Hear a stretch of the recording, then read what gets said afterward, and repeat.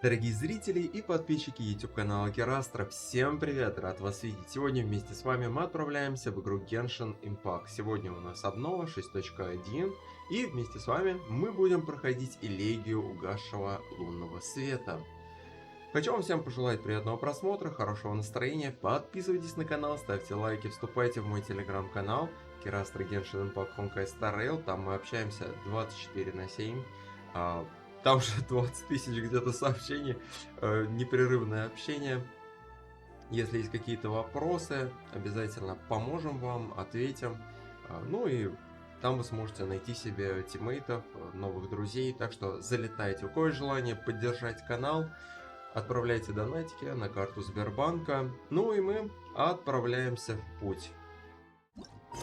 И вместе с вами мы прямо сейчас отправляемся делать задание Архонтов «Страна Которой Нет», скрытая в тени. Песня Полой Луны, глава 3.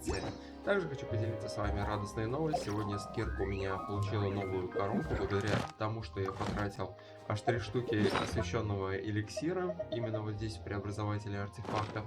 Артефакт получился довольно-таки неплохой. Вот как видите, здесь у нас почти 10% крит шанса и 5% силы атаки.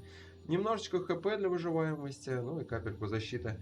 Было бы, конечно, здорово, если бы все качалось абсолютно в крит шанс, да и так неплохо. До этого у меня была вот такая коронка, здесь у нас просто 20% силы атаки.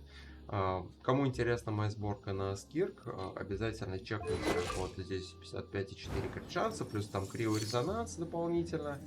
И крит урона 262. Если мы, конечно же, еще прочнем вот так вот, то будет побольше. Вот сразу 3000 силы атаки, 302% крит урона. Ну, тут сигнатурка, первая конста, естественно. Вот, все по красоте. Так что поздравляем скирк.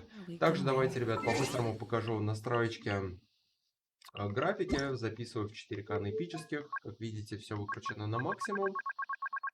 Все будет по красоте. Очень красивый ролик. Также по поводу новостей аккаунта, их очень много. Залетайте обязательно на стрим. Скоро у меня, кстати, ну, что касается именно этого отряда, я сейчас кручу третью консту на Фурину. Ну, только про этот отряд расскажу, окей. Вот, ну и с Кофе получил у меня 2 коронки, наконец-таки. Вот здесь в Ешке 11 уровень, взрыве стихии 10. Обещал ей это дать.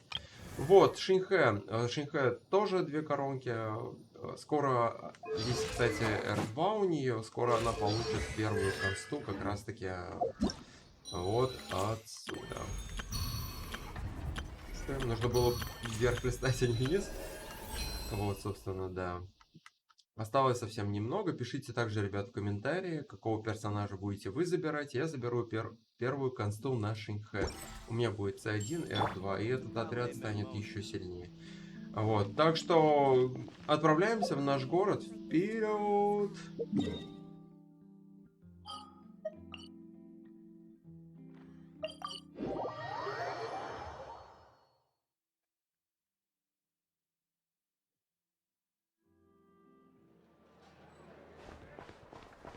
My will embodied!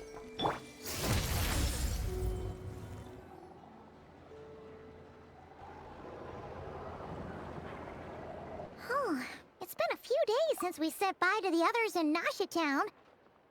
Still no news about Rarer, though. Where could he have slunk off to? If only he was gone for good.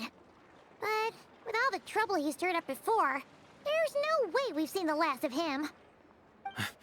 Hello! You must be the traveler in Paimon? Mr. Flint has been looking for you. Unfortunately, there's been a serious wild hunt attack over at the quarry. He thinks it's time to regroup and figure out a plan. A wild hunt? Oh, uh-oh. We better get over there, right away! Come on, let's go!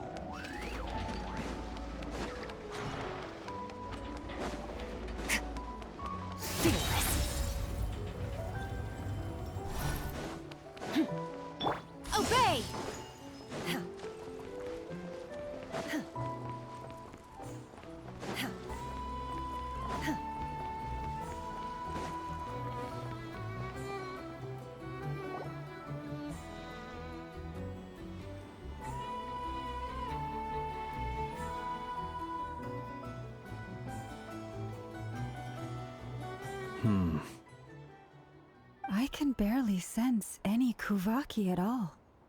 This whole area feels like a soulless husk. Looks like his appetite truly is insatiable. As if the power of that energy cannon wasn't enough. He's not seriously still getting stronger? What's his endgame here? Ah, everyone's here already. Hey, we made it. So, what's going on? We've all been on high alert since we split up a few days back, expecting Rerir to strike again. But it's like he just vanished into thin air. No one has seen him nor found any trace of his presence. That is, until this morning, when a ratnik found signs of wild hunt activity while out here on patrol.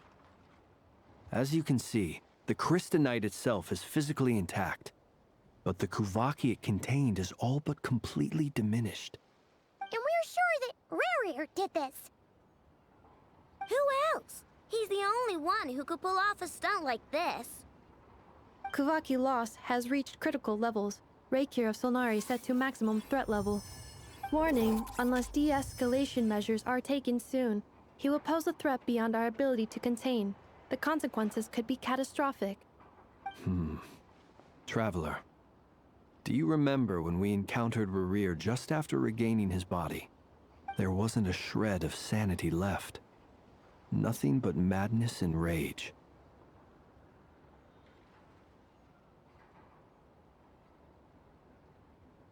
Yeah, didn't he shout out a bunch of names? Then he started raving about how nothing in this world mattered to him. Oh, Paimon gets chills just thinking about it.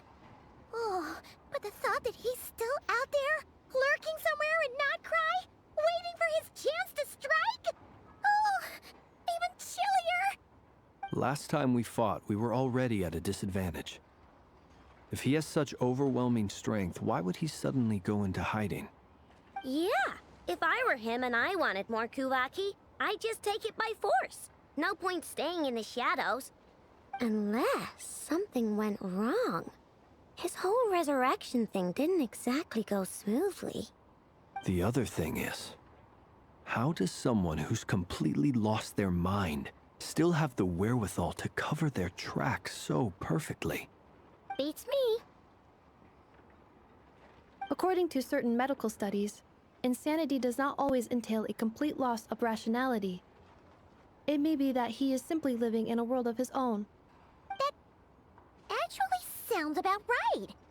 He was ranting away to himself the whole time, like he had zero interest in talking to us. There are many unanswered questions here. He could be right under our noses, and we'd still be in the dark. Besides his name and title, we know little about him. Certainly nothing about his past, or what he might be hoping to achieve. Exactly. And we wouldn't even know where to begin looking. Even Boss hadn't heard of the Reikir of Solnari before all this. I'd be willing to bet that even if we gathered together every scrap of intel in NOD-КRАЕ, we still wouldn't find more than, like, 3 useful facts about him. So, if we do nothing, he'll just keep getting stronger. But if we want to investigate him, we have no idea where to look. Last time we had Marionette and her big robo-buddy to help us, and we still barely held our ground. If we had to face him alone... Oh, Paimon's head hurts just thinking about it. What are we supposed to do against a threat this big? Well, I do have a little hunch about his next move. Given that he attacked the quarry, I'd say it's likely he'll target other places rich in Kuvaki. Somewhere like the Eye of Krati, or the Pillar of Embla. One thing's for sure. If we just sit back and let him keep absorbing Kuvaki, we really won't stand a chance against him. A perfectly reasonable hypothesis. However, It is worth noting that these two locations are quite far apart. To investigate them both, we'll need to split up. I agree, we should split up. Right now, Rarir's goal seems to be gathering Kuvaki, not fighting us directly. Once we're done, let's regroup on Hisi Island. Wait, why Hisi Island? If I recall correctly, your largest goddess statue was carved from Kuvaki-rich ore, was it not? That's right. Yes, it could well be a potential target of his. I should head back and start evacuating the pilgrims.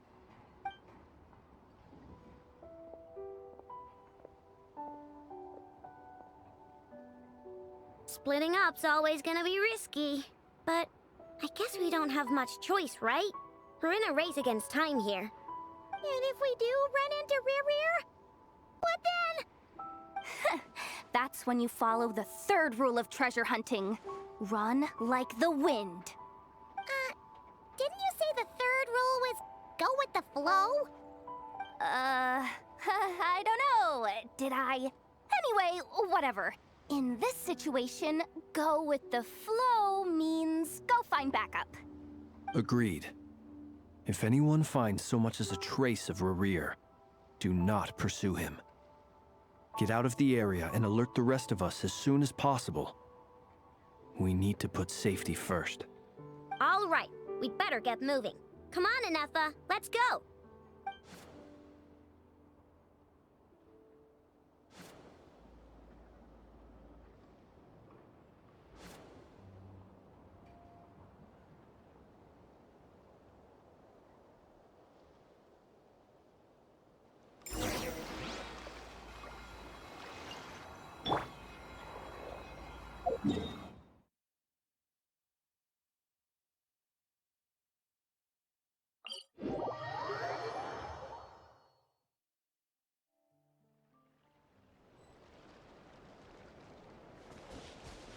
Merciless.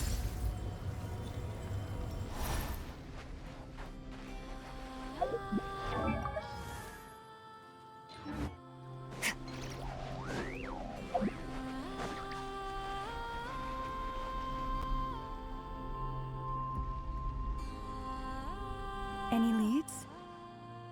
Nope. Diddly squat. No clues to where he might be hiding. It's like he's a ghost. It feels like we're sitting on a powder keg that could go off at any second. Ugh, I hate this feeling. I'd rather face him head on than be left hanging like this. So, you guys didn't find anything either? Not loving the word either. How about you, Flints? I questioned a few Ratniki and eventually narrowed my investigation down to one suspicious individual. But by the time I got to his place, he was already gone. Almost as if he knew someone was on to him. Either that, or he's just extremely cautious and doesn't stay in one place for long. He's been biding his time for a while now. The question is, where or what is his next target? No idea. Since regaining his body, he seems to have lost all interest in the fragment in my possession. If he did still want it, he's had plenty of chances to take it. All we can do now is hope that Aino and Anefa turn up some leads. Darn it, Rarir. If you've got the guts, come face me one-on-one! Wait, he's actually here? I didn't mean it, I swear! No, it's coming from Silver Moon Hall. The Lady Kutar might be in danger. Let's get over there, quick!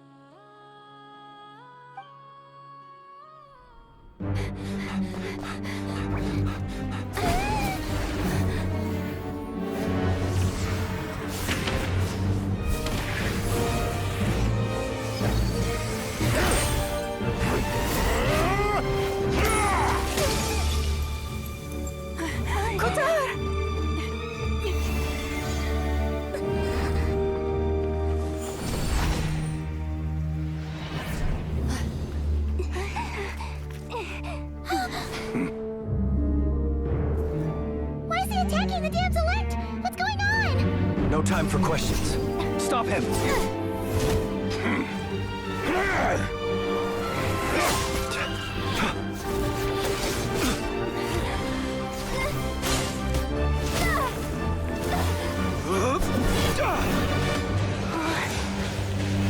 This is insane. Yehuda, get Kutar out of here! On it.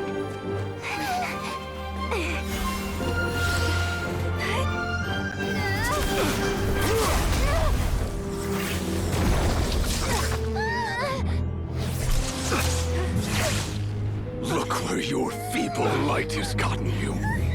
Now you shall plunge into darkness. Thalindus, soon I will find a way. Watch out!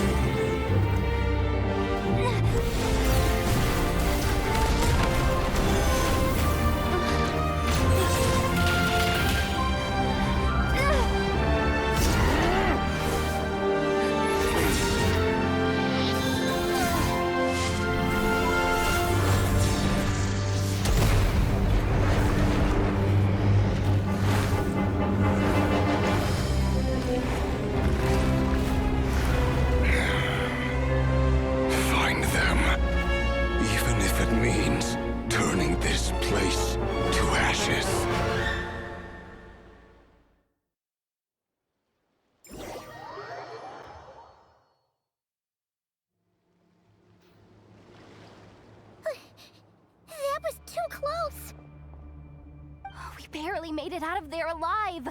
What's that guy's deal? How'd he get so crazy strong?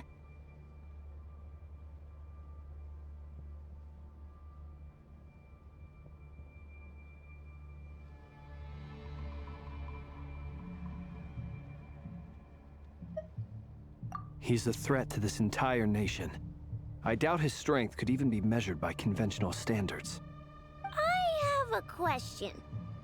When me and Anefa showed up, we saw him chasing after this lady like he wanted her dead. What was that all about? We weren't there for the whole thing either. They were already duking it out by the time we arrived. Yeah, we didn't see how it all started. It all escalated so quickly, we had no choice but to step in. Kutar, can you shed any light on the situation? Kutar. Cross-checking database. I see. So you're the one that the Frost Moon Scions refer to as the Moon Goddess? Wait, she's the Moon Goddess? Oh, no wonder she looks just like all those statues. There are many reasons why people might worship the moon, and just as many why they might despise it. I've never met that person before, but there was no mistaking his deep-seated hostility towards me. Why he holds me in such contempt, I cannot say. But since he hunts the power of the moon, it's no surprise that I am a target. Kutar. There are many potential motives. For instance, you help the traveler escape his grasp. This could be his way of taking revenge. It is also possible that he covets the Kuvaki inside you and seeks to take it for his own. The list goes on. But right now, devising a counter-strategy should be our #1 priority. The likelihood of this location being discovered is close to 100%. A counter-strategy? But we don't stand a chance against an enemy like this. Surely our only option is to run.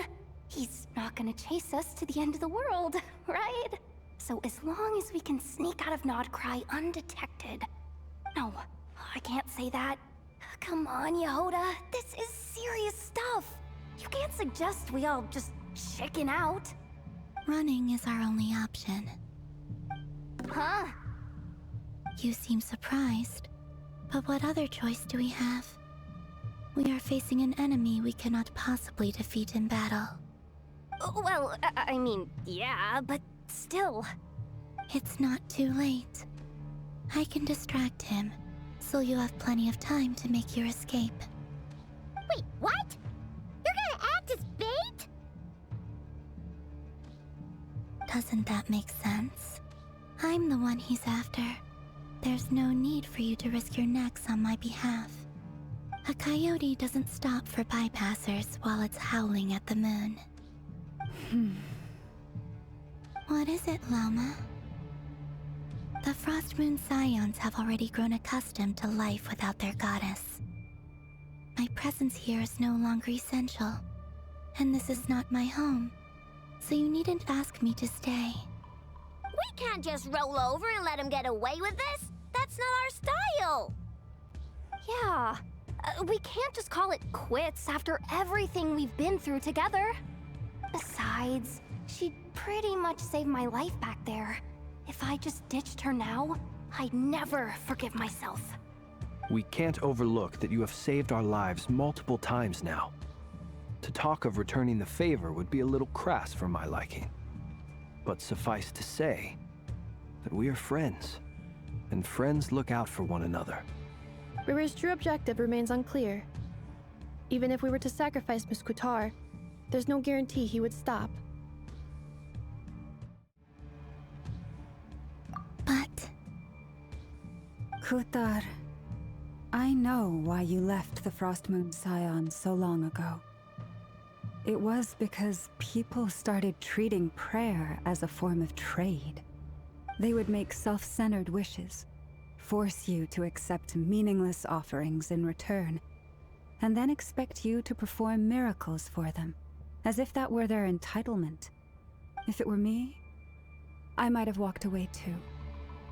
But I believe that time can change everything, and that sometimes it takes losing something precious to appreciate its true worth. After much reflection, I've realized that this was never about whether the Frost Moon Scions need you. Any relationship based on need is purely transactional. What I truly hope is that you'll choose to stay, not out of obligation, but as part of our family. You were born here, and now you've returned. Who knows? Perhaps it was the moonlight that guided you home. Thank you, Lauma. But my power is on the wane. I'm afraid I will be of little use to you now.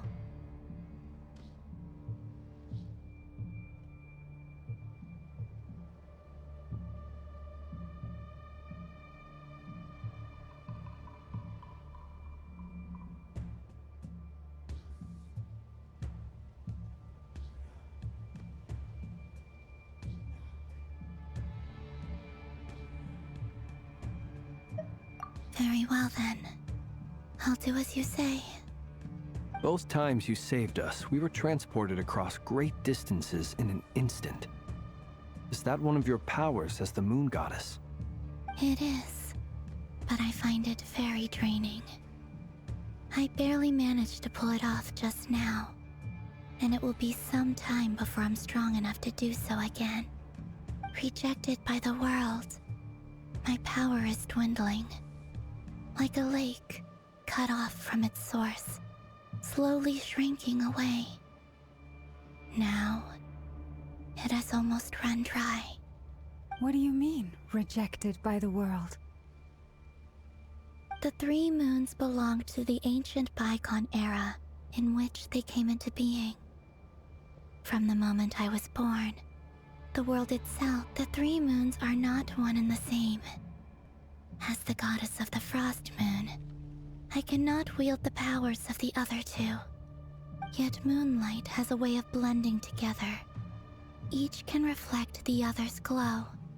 So when our fingers touched, I was able to restore my strength by drawing Kuvaki from the eternal moon's marrow.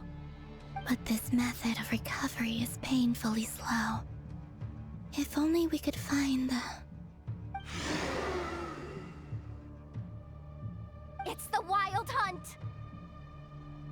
even faster than we expected. We'll have to finish this conversation later. See how those wild hunt creatures are running away from us. They're likely just a scouting party, which means Rerir won't be far behind. Then what are we waiting for? Let's get the heck out of here!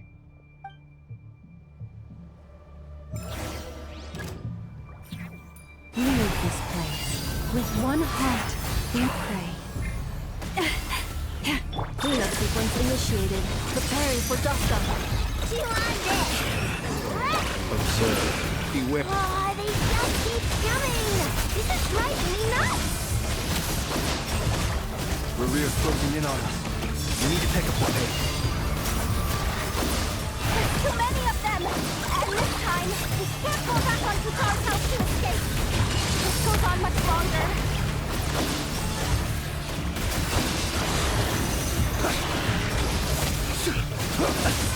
Observe. By the frost moon of all, leave this place. Annihilation mode.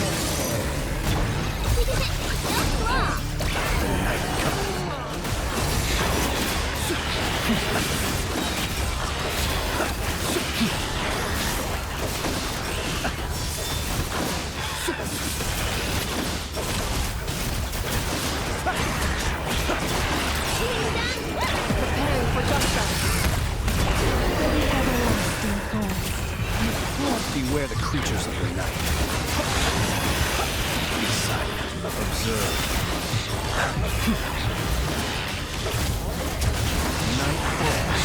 Be silent. Fear the dark. Installation chamber. Leave this place. By the frost moon of all. The long sleep beckons.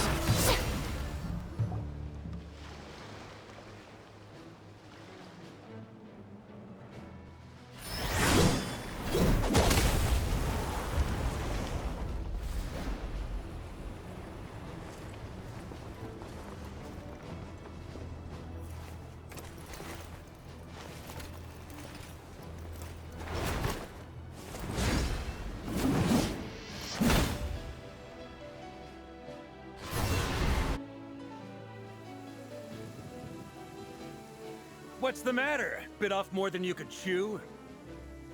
Who are you? Uncle Varka! You're back from Amsvartnir? Whoa! You're Varka? Grand Master of the Knights of Favonius? We could save the intros for later. Right now, let's get you all out of this hellhole. Follow me. I know somewhere you'll be safe. Oh, is that where I think it is? That's the one. Come on, move! There's no time to waste.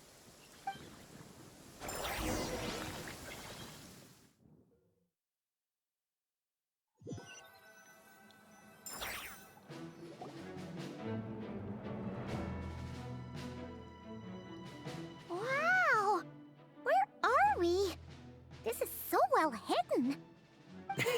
Well, that goes without saying. This is the Knights of Favonius' meeting place in NOD-КРАЕ, and a contact hub for the Northern Intelligence Network. AKA, the black market of intel. No matter what faction you're with, it's the place to buy and sell information. Their headquarters are in NOD-КРАЕ, but they've got contacts in every nation. As an expeditionary force on foreign soil, working with them has offered us the most effective way of getting our hands on reliable local intel. This is where we meet, so naturally, it's secure. Anyway, where were we? Folks from NOD-КRАЕ should be pretty familiar with me by now, but I believe this is the first time we've met. Allow me to introduce myself.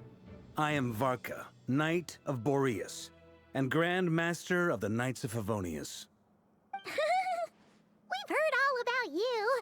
This meeting's been a long time coming.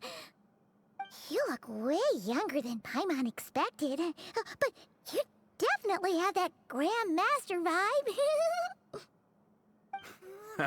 Well, I'm no spring chicken. Just not showing my age yet. Definitely feeling some of that back pain today, though. Rushed back from Amsvartnir without a wink of sleep, only to get right into another fight with that freshly revived maniac. Another? You mean you fought him before? Yep. He wasn't nearly as strong back then, but he was still a formidable foe. I brought some of the knights along to give him a little surprise, but he saw us coming from a mile off. My squad took heavy injuries, and I barely made it out alive myself. We knew it might have been our last chance, so we staked everything on it. But still, it wasn't enough to stop him. I tried tracking him down afterwards, but he didn't leave a trace. Even in his unhinged mental state, he's as cautious as any trained operative. So, I decided to come find you. And as luck would have it, turned up to find you being ambushed by the Wild Hunt. The rest, you already know. Is that why he's been frantically absorbing Kuvaki these past few days? Because he sees you as a threat? Maybe I'm part of the equation, but even if I weren't, I'm sure he'd still be gathering power. He's clearly working up towards something. Note to self, Uncle Varka's strength rating officially upgraded. Guess it's my turn to ask questions now. So, what exactly has been happening in NOD-КРАЕ? Why is the Wild Hunt returned in humanoid form? And why is it after you? That's a long story, but I'll try to make it quick.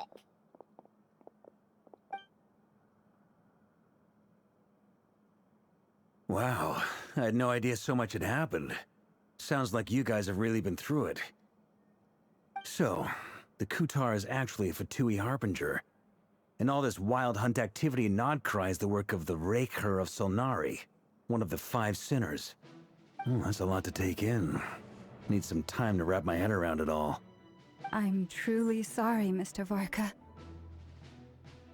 You stood with us against the Wild Hunt, and did everything you could to stop it from escalating into a full-blown catastrophe. And then, the one time you're away, it all comes to a head and all your hard work gets undone. You've got nothing to apologize for, Miss Moonchanter. You can plan 100 steps ahead and still slip up. That's just life. No one knows what tomorrow holds. You can't predict which way the wind will blow next. And, to be perfectly honest, I can't say I'm surprised. For all the times we've defeated the Wild Hunt in the past, we've never been able to completely wipe it out. Turns out, we were just delaying the inevitable. But now that a new variable has come into play, fate may well take a different course. A new variable? You mean us? Who else? And in a strange way, I think his resurgence might not be an entirely bad thing. The Wild Hunt is like an unrelenting force of nature, but Rerir is an individual with an agenda. He's gotta have a weak spot somewhere. That said, while I was explaining everything just now, some of the points that Mr. Flint's added caught my attention. You mean about our mystery ally? That's right. From what you've said, not only did they lead you straight to some key files, they also shielded Hisi Island from a lethal Kuvaki blast. I don't know who or what could pull something like that off. Heck, even Miss Columbina doesn't have a clue. I hadn't heard the story about those files. Would you mind repeating their titles for me? Wild Hunt Phenomena Log, a НОД-КРАЕ Ratnik's Field Journal, and Kuvaki Survey Log. Oh. No. Still doesn't ring a bell. Another dead end. Guess all we can do now is hope that our mystery ally keeps showing up when we most need them. Still, it's safest to assume they won't be intervening again. From here on out, we'll have to resolve this crisis by ourselves. Your intel also explains something else I've been wondering about. The reason I led my team to Amsfarnir was because we'd had reports about a possible source of the Wild Hunt showing up there. But once we looked into it, it turned out to be a red herring. I don't know who was behind it, but clearly, it served its purpose. I doubt it's by chance that he happened to make his comeback while my attention was diverted. And from everything you told me, it sounds like his scheming began well before his return. So maybe luring me away was all a part of his plan. But is it even possible that he orchestrated all of this by himself? The Moon Maiden and the Raker of Solnari, NOD-КRАЕ of all places. The way everything is unfolding, it can't be a coincidence. So, what do we do now? Got any ideas? Right now, we've got at least 3 things to consider. Let's go through them one by one. First, we need to figure out how to take down Rarier. If we can't beat him in a straight-up fight, the rest won't even matter. To my knowledge, the bulk of NOD-КРАЕ's fighting force is already gathered here. But even with everyone united, we're still no match for Rarier in his current state, let alone with his power still growing.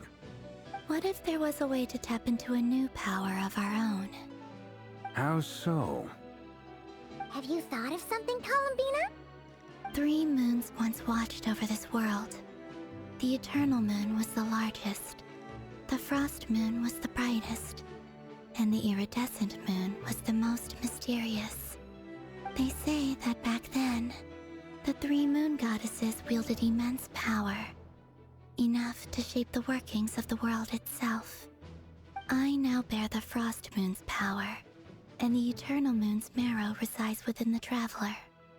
Hold on. Are you suggesting? The iridescent moon, the last piece in the puzzle. That's right. If we can find the Iridescent Moon's marrow, I will be able to regain my strength much more quickly. The 3 moons are said to stir the tides and illuminate all things. Perhaps they hold further secrets beyond our understanding. According to my analysis, the solution is feasible. However, it is subject to one major condition. How do we locate the Iridescent Moon's marrow? I know a way, but we will need to visit the Fatui's Experimental Design Bureau. The Experimental Design Bureau? Are you saying we need to involve Marionette? Yes. I must speak with Sandrone. It's a long way from here to the Experimental Design Bureau. There's a high chance you'll be spotted. Settled. Next up, our second priority. Somehow, we need to figure out Rarier's end goal. As you saw for yourselves, when he was still in his wild hunt form, everything he did was for the sake of recovering his body and resurrecting himself. His first act since then, after laying low for a while, was to try and assassinate this young lady. People's obsessions often reveal their greatest vulnerabilities. There must be a reason why he despises the moon so deeply. Perhaps it sheds some light on his title, the Raker of Solnari. The Wild Hunt has plagued NOD-КРАЕ for centuries now. If we want to stop it for good, we have to get to the root cause of what's driving it. It's true. We still know very little about him. If Kuthar hadn't given us that lead, we wouldn't even know his name. But where would we even start? I doubt even the Intel Queen of NOD-КRАЕ has a clue, and she has info coming out of her ears. Oh? That's a rather hasty conclusion for someone who's so painstakingly meticulous when it comes to dealing with machines. Ah, she heard me.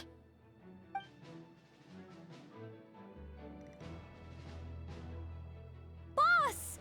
What are you doing here? I'm now asking myself the same question. I received a letter from a humble knight of Favonius, requesting a meeting to discuss a major business deal. But it looks like this humble knight had something else in mind. Details, details. Miss Neffer, the important thing is that you've arrived at the perfect time.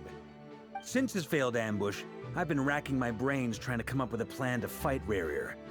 Given the severity of the situation, I think it's fair to say that our only chance lies in uniting as one. And I'm talking all the factions in NOD-КRАЕ. We can't do this without the Curatorium, but I knew it'd be a tough job to win you over. So, I took the liberty of reaching out for a little chat. Wait a sec. How did you even hear about this place, Neffer? Didn't you say this is meant to be the Knights of Favonius' meeting spot? And a contact hub for the Northern Intelligence Network? And isn't it supposed to be super hidden? You really think he could have gotten settled in NOD-КRAE without my help? Besides, I'm the one running this gig. Of course I know where the meeting place is. Allow me to introduce the current head of the Northern Intelligence Network.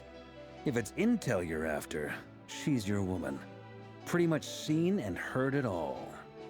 Please spare me the flattery. Let's cut to the chase. Seems like you've run into some trouble, huh?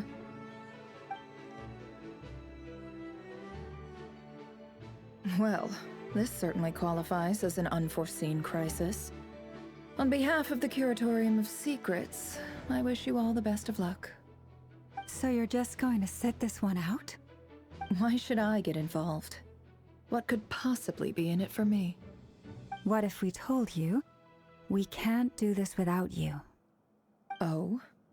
Then I'd say, you'd better make it worth my while. I don't work for free. I can't put a price on something like this. It's just not in my nature. But then again, you and I have always been polar opposites in this regard. So I can't exactly say I didn't see this coming. If you insist on compensation, I will pay you. Consider this a formal commission. Sound fair? You just don't give up, do you? Too bad. I know you well enough to know you can't afford my prices. The riskier the job, the more it'll cost. And a moon chanter's stipend isn't exactly generous. Unless you're planning to start passing the donation box around among the faithful. Boss, just a thought. If they come up short, maybe you can take the difference out of my next few paychecks. Things got really dangerous during the fight with Rerir. If this girl hadn't saved me, I'd be ley line fodder by now. I'd be gone for good, boss. If there's any way we can make this work, I'd really like to help her. Please? I'm begging you. This is why I'm always telling you never accept favors. They are the hardest debts to repay. You have to be careful who you get involved with, or you invite all kinds of misfortune. Very well, Yehoda, I will help. But just this once. Don't count on this happening again. Flynn's, that fragment that Rerir was after, do you still have it on you? Of course. Let me borrow it. I need it to follow up on some leads. Wait, you actually have some leads? Shh. This is top secret information. I get it. We all have things we'd rather keep to ourselves. Plus, I know we can count on you, so we'll leave the intel gathering in your hands. And that brings me to the third and final item. We need to find a way to distract him. We need time to make our move, so someone will have to stall him. I'm in for this part, no matter what. Anyone coming with? Count me in too. Come off it, you two. Quit playing heroes. I'm way ahead of you here. Nefa did a scan of the Moon Goddess's Kuvaki signature, and we're gonna use it to make some decoys over at the Kramkake craft shop. Anyone who's in, follow me. Once they're ready, we'll deploy the decoys across NOD-КРАЕ. So as long as the rest of you keep moving, he won't catch on to your scent and won't be able to track you down. I like it. Genius idea. No biggie. All right then, we'll split into 3 teams. Once your team has finished their mission, return here and wait for the others. Dismissed!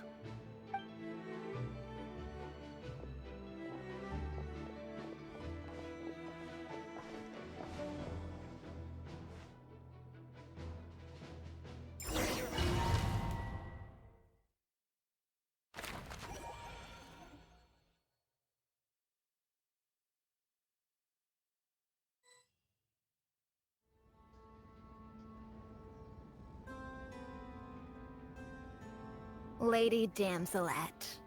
Wait, and you two? What are you doing at the Kuvaki Experimental Design Bureau? We've been doing our best to mind our own business lately. But if you're just gonna waltz up here like this, you're seriously pressing your luck. Don't blame us for doing what we have to. Huh! You really think that's gonna scare us off?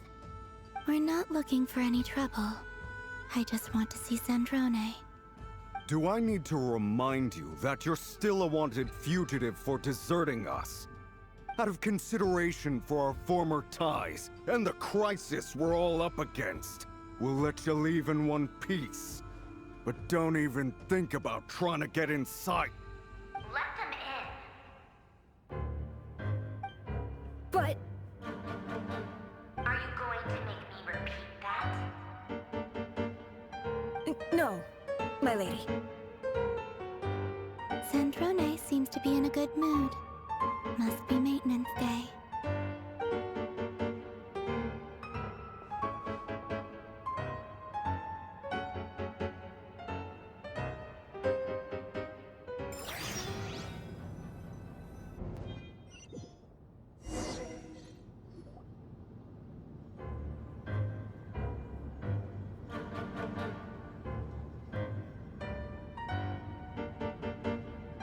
So tell me, to what do I owe the honor this time? Actually, before you answer that, just so we're clear, we're not colleagues anymore, Columbina. I don't owe you anything. I promise it's nothing big. It seems like you've gotten the wrong idea here. The only reason I let you in was because I was bored. It seemed like a way to kill some time and satisfy my own curiosity. Whatever miscalculations I may or may not have made in the past, I haven't lost the plot enough to even consider sticking my neck out for your sakes. I'd like to speak with Arlecchino. What? Huh? You mean the knave? I'd like to speak with Arlecchino. Is she in NOD-КРАЕ? No, she's not. Once the work on this facility was completed, she went back with the Rooster and Regrator. The only ones in NOD-КRАЕ are me and... What is it you need to speak to her about anyway? Rerir is hunting me. If I'm going to face him, I must first retrieve the lost moon.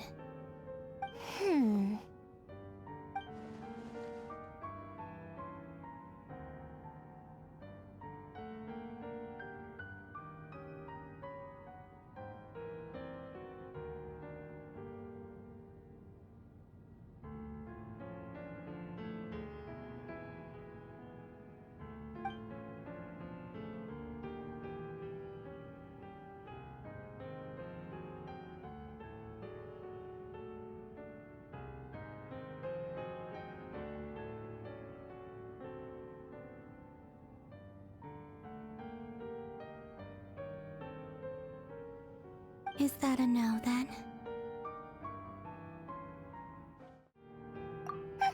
As if I need reminding.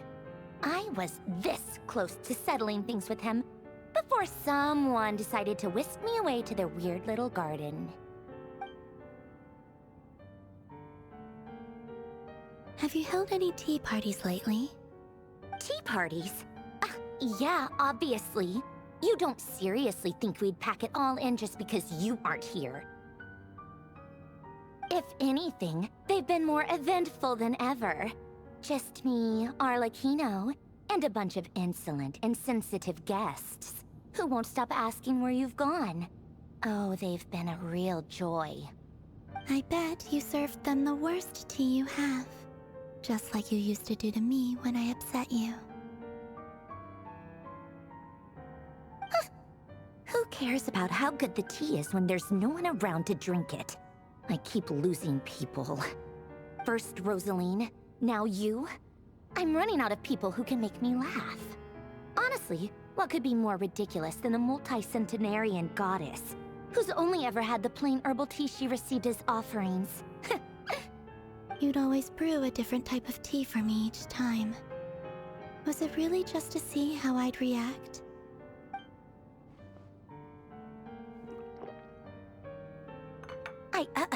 Well, duh. Why else? Watching you squirm was practically my only form of entertainment.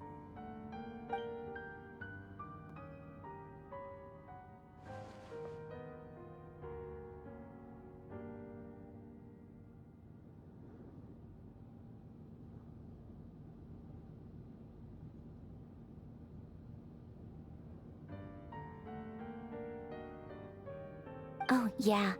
And Capitano sometimes used to bring Tartaglia around too. But I guess we won't be seeing him again. Well, I guess we are overdue for a get-together.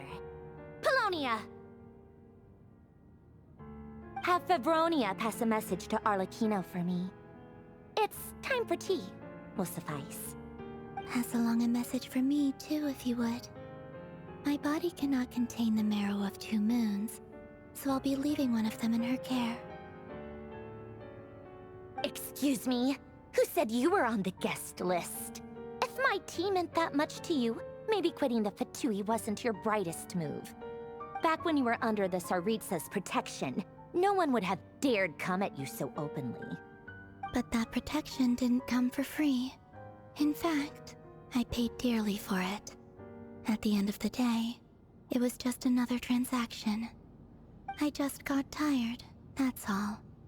I never wanted any part in their grand ambitions, and I've had enough of being treated like a bottomless supply of power. It brings back memories from the old days, when I was still worshipped as the moon goddess. Centuries on, it may be a different group of people, but I see the same greed in their eyes. I figured you'd leave eventually. You didn't have as much of a reason to stay as I do. The Tsaritsa gave you shelter and protection, but that was it.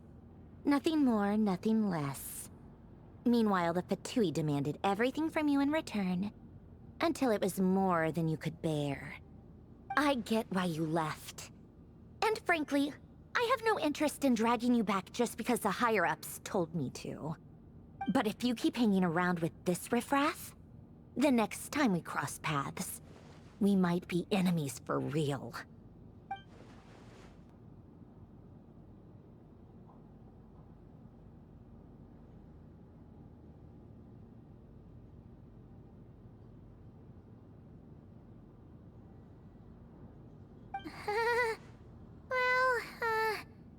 Guess that's our cue to leave.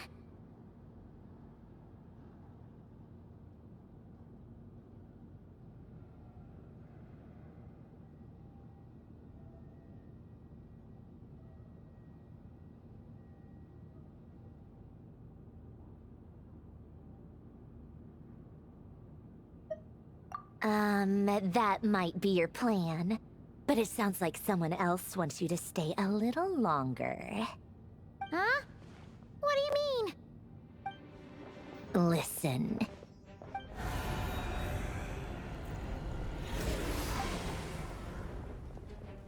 My lady, it's the Wild Hunt. A horde of monsters is headed straight for the facility. Another uninvited guest trying to crash my tea party. Clear the area. I'll handle this. Wait, what? You want us to leave you here by yourself? Huh, you'll be lucky to make it out of this alive. You really think you can afford to worry about me? Go on, get out of here. You may have stopped Polonia from crushing him last time, but I've made sure that won't happen again. The entire Experimental Design Bureau is rigged for war. Stay and watch if you want, but it'll be at your own risk. You're not flagged as friendlies in the weapons system.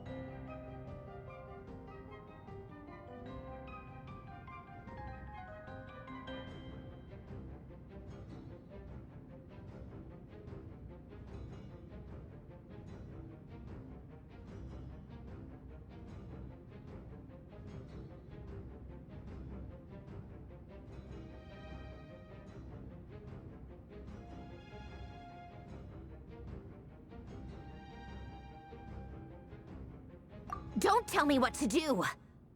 Look, if you're leaving, make it quick. Or you'll just get in my way. There's a secret passage on the 2nd floor. It'll take you right to the plains out back. Stare all you want, Columbina. You're not getting another invitation to my tea party. I know. But thank you anyway, Sandrone. This is exactly why you shouldn't hang around with those people. All their melodrama and sentimental nonsense is rubbing off on you.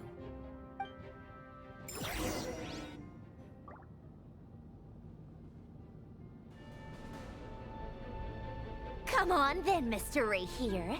Let's pick up where we left off. It's your Wild Hunt monstrosities versus my beautiful creations. Let's see who comes out on top.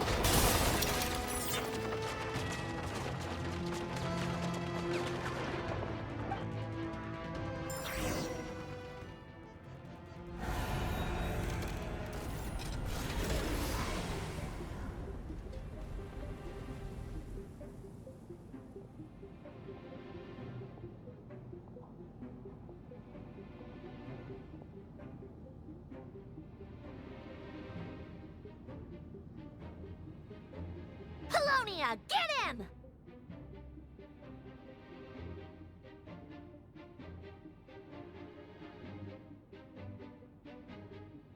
I've upgraded Polonia again since our last encounter.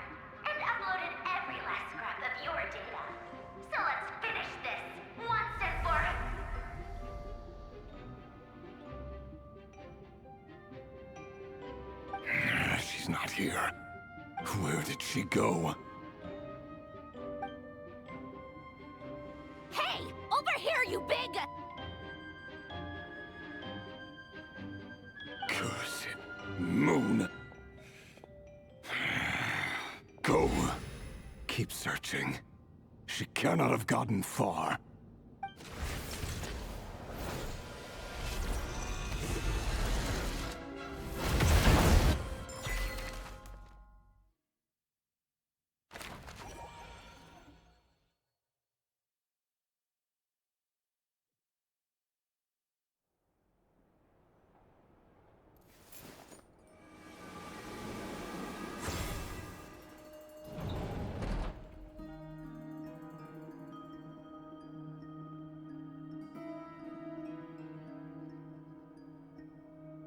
So this is your method for investigating Rarir's past. It almost looks like some kind of ceremony. Good deduction. But it's quite a different affair from what you're used to with the Frost Moon Scions. Whoa! First time I've ever been in here. Boss always said it was off limits, so I pictured some kind of creepy dungeon. But it's actually kinda nice. Oh, I guess this must be Sumero decor? That's where Boss is from. And that nice shopkeeper who sold me my treasure compass. I'm not sure exactly what you've got planned, but it looks like you're all set. When do we begin? Whenever we wish. But for some reason, I've got a feeling this isn't going to end well. I've never faced Rarir myself, but from what you've told me, his power is beyond anything I could imagine. I, on the other hand, am just an ordinary businesswoman. Our paths should never have crossed, yet here I am, forced to make an enemy of him. If you ask me, you're about as far from ordinary as it gets. So what are you saying? You're getting cold feet? Once I take a job, there's no backing out. Still, I have to ask myself if the power I'm relying on will even work on an opponent of this caliber. And also how to make sure I come out of this alive if things spiral out of control. Death is the one thing we can take for granted. It is the great equalizer, however fortunate or unfortunate we may otherwise be. So it's important to consider how to spend what lifespan we have left. Come on, boss. Lighten up. Quit talking about death. It's bad luck. For once, I agree with you. When you're up against a foe like Rarir, there's no such thing as being too prepared. Is there anything I can do to help? That won't be necessary. I've already made up my mind. Time to cash in a precious favor I've been saving for a rainy day. Yehoda, I need you to find someone for me. The sooner the better. Find who? That shady merchant who sold you an overpriced treasure compass the other day. Come on, boss. You're pulling my leg again. In what way is she shady? She showed up when I was completely lost and sold me a neat little gadget that was exactly what I needed. Trust me, she's a good person. Anyway, I know who you're talking about. Don't go anywhere. I'll be right back. Quit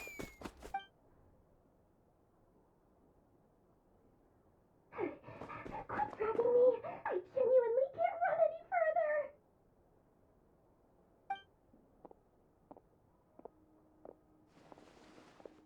Hey, aren't you? What is it? What's the big rush? You dragged me out of a dream where I was literally swimming in Mora. I'm charging double my usual attendance fee. See, look how easygoing she is. After that rude awakening, she could have completely snapped at us.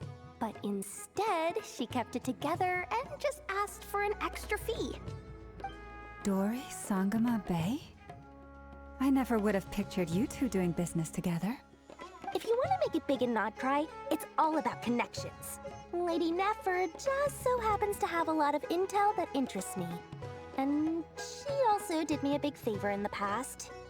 It was back when I first arrived in NOD-КRAE. My trusty assistant, the genie in my lamp, had an adverse reaction to the Kuvaki and fainted. And when you know it, that's when I suddenly find myself in a life-or-death situation. Good thing my compatriot was there to swoop in and save the day. I've been giving her a 30% discount off all of my goods ever since. Now, so that no one here feels left out, I'm willing to extend a 20% discount to fellow friends of Boss Nefer. Plus, any other friends you send my way will enjoy 10% off. Huh, what can I say? The great Lord Sangamabe is nothing if not generous. So, let me guess. You've run into some trouble? I've got everything you could possibly need. And the more you buy, the more you'll save. You guessed correctly. What have you got in the way of survival gear? The one type of gear I've never been short on.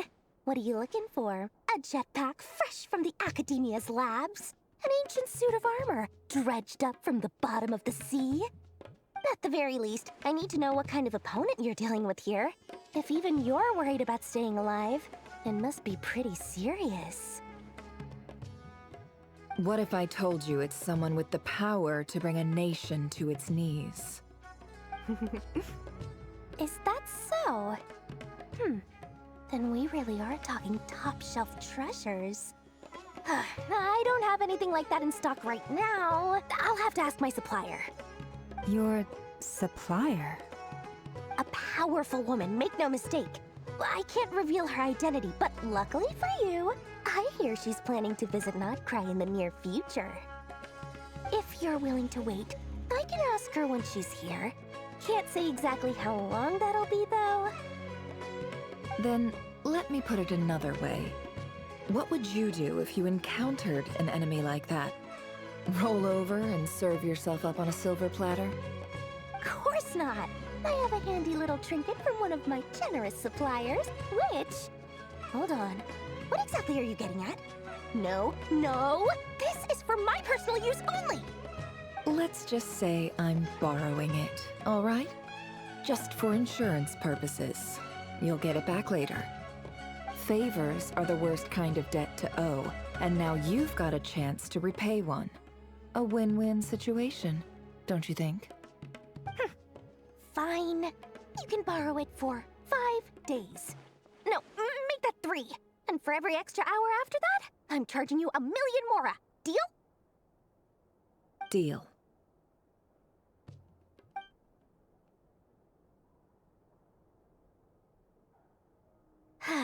What a way to start the day.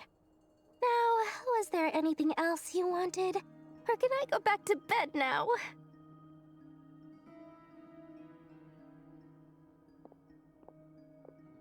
That will be all. Take care now. Don't trip up on your way back, friend. See you later! You're my favorite shopkeeper.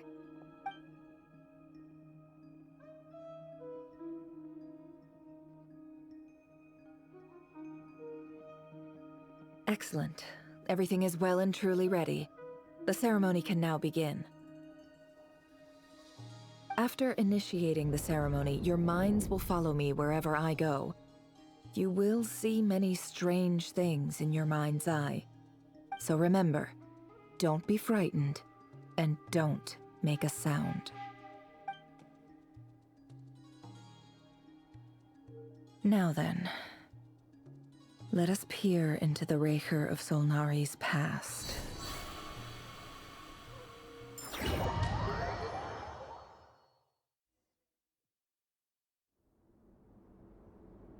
I made it.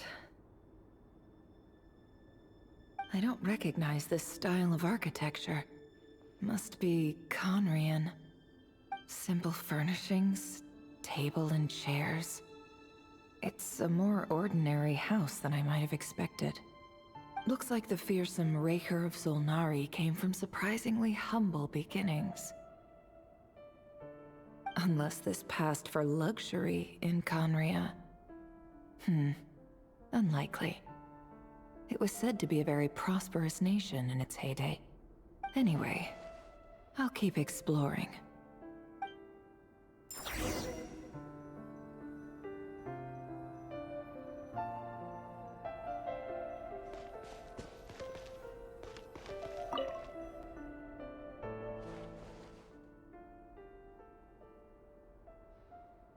Hi, Rivier.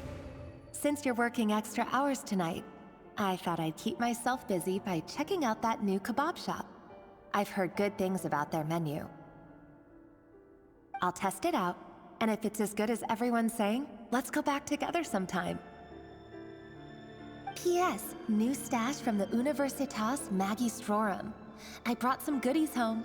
A few teacups and a pin rack. Hope you like them.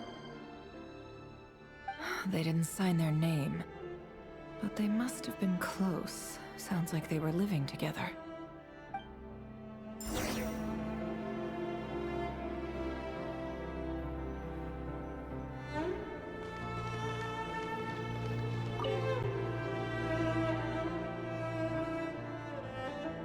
I went over to Joseph's for drinks today.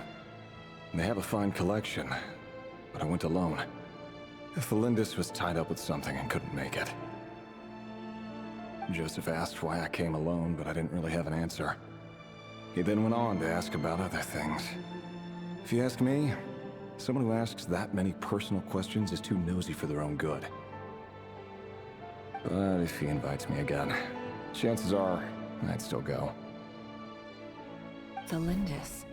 That's the same name Rivier mentioned. Crane imports keep falling. If things don't pick up, we'll soon be back to meat and mushrooms only. Honestly, I'm not a huge fan of that new type of mushroom everyone's been into lately. Didn't it start out as a lab-grown variety? I heard it's even mildly corrosive. Seriously, why would you even eat something like that? I don't care if it's an impressive feat of alchemy. That just isn't the kind of thing I like to eat. Grain has to be imported, and they're eating a diet of mostly meat and mushrooms. Could it be because КАЭНРИ'АХ is underground, so it doesn't get much sunlight? That would explain why they use so much stone in their buildings.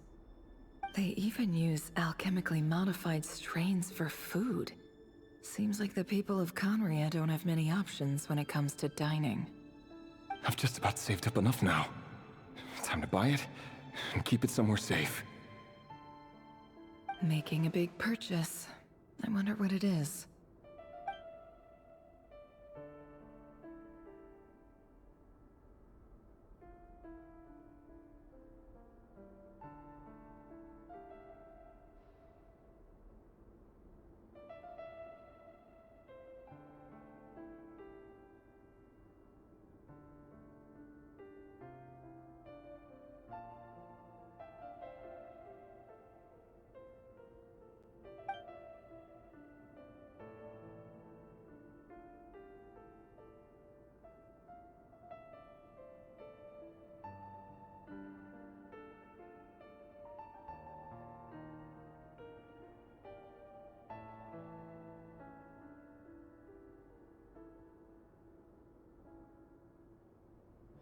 He really is a professional. No wonder he's so good at covering his tracks. Despite what he's become, it seems like he's retained certain habits, at least in this regard.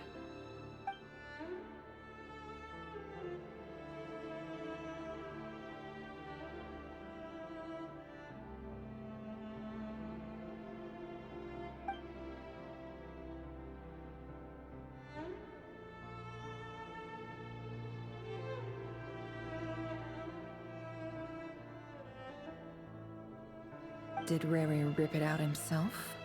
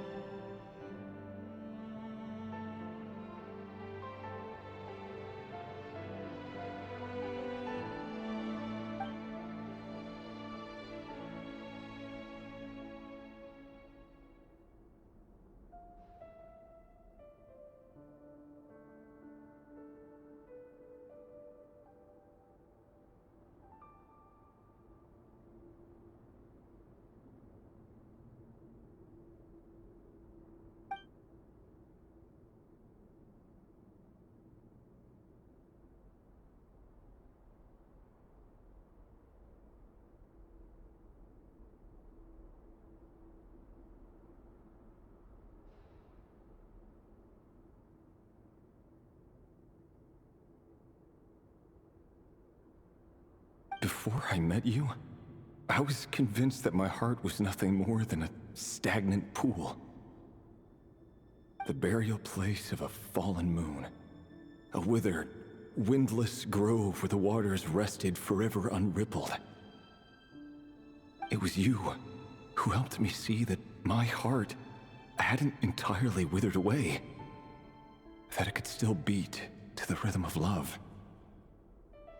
This is just trivial sentimentality from the looks of it.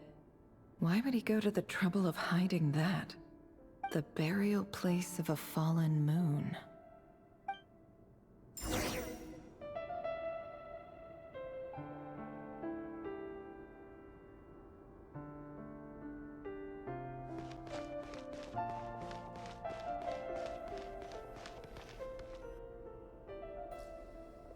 Reverie, over here. Dane! Oh, and, Vedalfin here? What a surprise to see you here, sir. Hello there, Reverie. You need not address me so formally outside of court. He doesn't get that much free time, so I invited him over for a drink. Even the court prophet deserves a break every now and then, right? Well, I'm flattered. So, what are we discussing today? Hey, don't look at me. As far as I see it, we don't need an excuse to have a few drinks. Come on, don't give us that. Didn't you say you were about to pop the big question? How's that coming along? Who'd have thought the great Twilight Sword was an even greater gossip? I just didn't expect you to be the first one to settle down and get married, that's all. Yeah. If you told me that a few years ago, I wouldn't have believed you either. So, are you planning to come clean about your job then? I'm guessing you still haven't told her. Sure, I'll have to tell her at some point. But I'll need to pick the right time and place. To be honest, I have no idea how she'll take it. Come on, stop being such a pessimist. For all you know, she could be thrilled. I bet she'll be much more impressed by your actual job than the one she thinks you're doing now. A member of the King's Guard. Quite the cover story. Does the king himself even know? Of course he does. Anyway, enough about me. How have you been? Me? Same old, same old. Nothing much to... Huh? What's up, Ved? It's nothing. Vedalfin, Dainslift's elder brother. Renowned throughout the court of КАЭНРИ'АХ as the Visionary, and said to possess a wisdom far beyond the reach of any ordinary man. And yet, despite the gulf between us, he seems to have something to say about me. Does he even know me? Does he see me as a friend of his brother, or just another of the Vinster King's blades? Why did he react so strongly? Was it really to do with what we were talking about? Brown, curly hair and brooding blue eyes. So this is what Rare looked like back in the day. Perfectly normal. No different from anyone else. As frightening as this monster is in the present, there's something even more unsettling about seeing the human he used to be.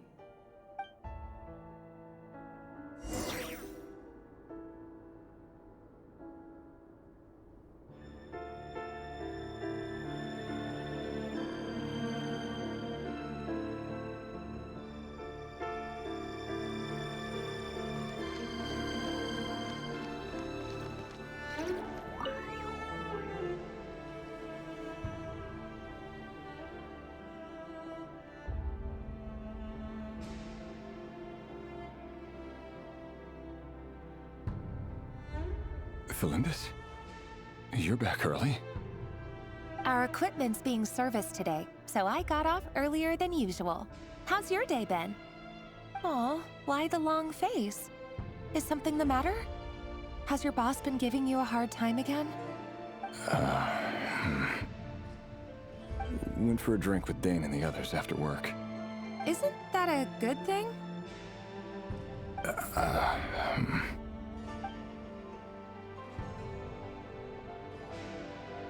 Vediflunir showed up today too. You know, Dainslef's older brother. Ah, Mr. Vediflunir. Yes, I've heard of him. They say that everything he says ends up coming true. He overheard Dainslef mention that I'd recently proposed, and seemed to have an issue with it. But when I asked what it was, he kept it to himself. So, you're worried? You can be such a child sometimes, Revier. We're nobodies. Why would the Visionary be concerned about us? I'm sure someone in his position has much bigger fish to fry. Maybe you're right. You worry too much, Revier. We've been together for ages now, and everything's been going so well, has it not? You've even proposed to me. So, you do remember. Tell me then. What's your answer? Like I said, I need some time to decide. You can't just rush into things like this. We may be nobodies in the grand scheme of things, but if we want things to work out, we've still got to plan ahead. All right. Take your time. Just don't keep me waiting forever. Nobodies. Sounds about right. In the eyes of people like Vediflunir and Dainslef, what do we matter? Can someone whose gaze is so fixed on a far-flung future even see the present clearly? Besides, the dynasty's fate rests with the king and his inner circle. Whatever I do, it won't make much difference. Meanwhile, every idea they come up with and every decision they make, it affects everything.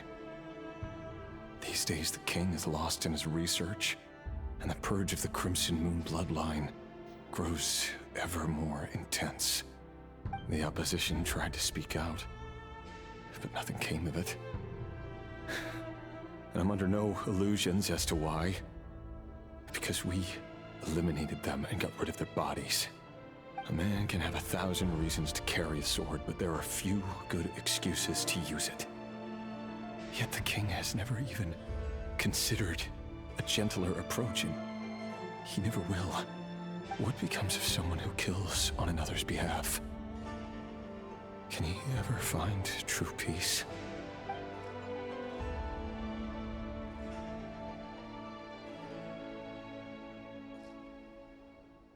Thelindis?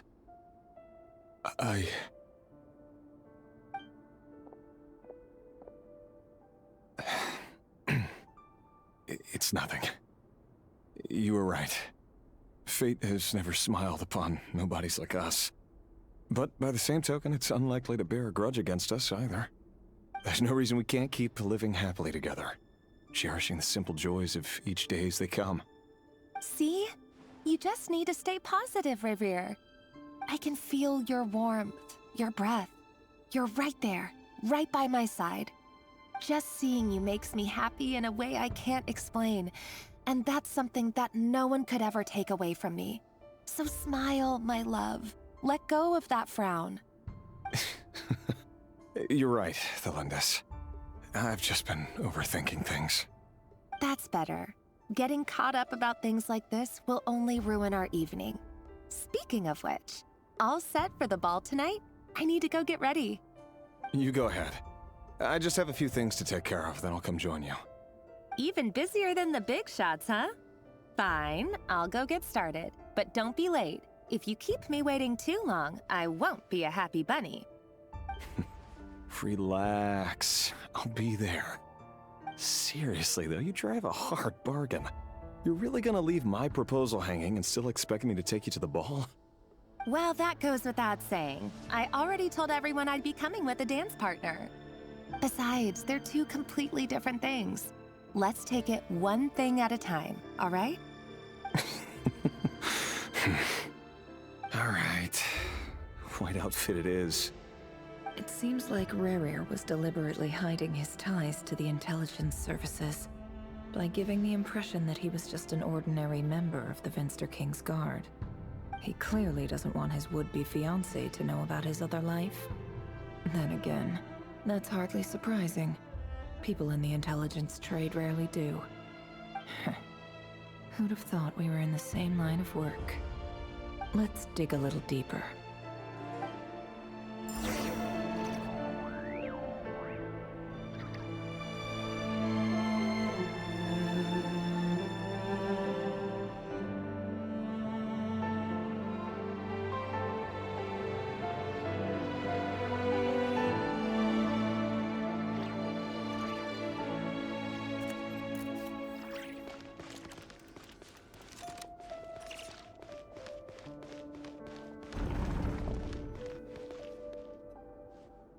Our last operation was a resounding success, and all thanks to you, Rahere of Solnari. In total, we apprehended 32 dregs of the Crimson Moon, and 67 accomplices. After all these years since the dynasty's fall, so many of them still linger on. Indeed, it cannot be denied. Yet it was destiny that the Crimson Moon should be overcome by the eclipse, and that His Majesty, the all-seeing Vinster King, now guides our nation on the path to prosperity. КАЭНРИ'АХ has no further need for a dead moon. But alas, there will always be those who refuse to see the truth, choosing instead to romanticize the past. That's not entirely true. Much about the Crimson Moon era was worthy of remembrance, and that's exactly why they keep trying to see it restored. Many of its secrets remain unsolved to this day. As it happens, that's precisely the field of study my partner is devoted to. You still haven't told her what you really do for a living. Where would I even start? How do you tell someone that you're one of the king's hand-picked executioners? That your hands are steeped in blood? You didn't choose this life, any more than I did. Orphans like us don't get a say. But I'll sure as heck be the one to pay for it. Speaking of which, we need to be more rigorous in the way we identify direct descendants of the Crimson Moon. Someone, it seems, has strong opinions about my future plans. Most likely my marriage in particular. I have a feeling that we may soon become targets of the Crimson Moon's retribution. Your concerns are not unfounded. They've taken out many of our colleagues these past few years, and for that very reason. These are no helpless lambs we're leading to the slaughter. They're wolves in sheep's clothing.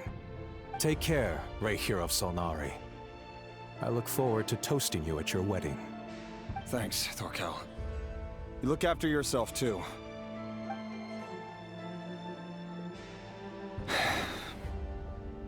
Thelindis, I never wanted to keep this from you. You're the last person I would ever want to lie to. But that's exactly why I can't tell you everything. There are things you shouldn't know. Things you cannot know. The moonlit dynasties are a thing of the past. Yet even now, with the sun shining high in the sky, there are those who would call forth a dead moon's ghost. Could that be why Vedalfnir held back? Or was it because of some court secret he's not at liberty to share? I have to get a clear answer from him. No matter what happens, I will protect Thelindis. Rahere seems to be very concerned by Vedalfnir's reaction. Vedalfnir and Dainsleif, the Visionary and Twilight Sword. So that's what they were really like. I've investigated this whole area now. There doesn't seem to be any other memories here. Should I try somewhere else? Wait a second. What's this black smoke?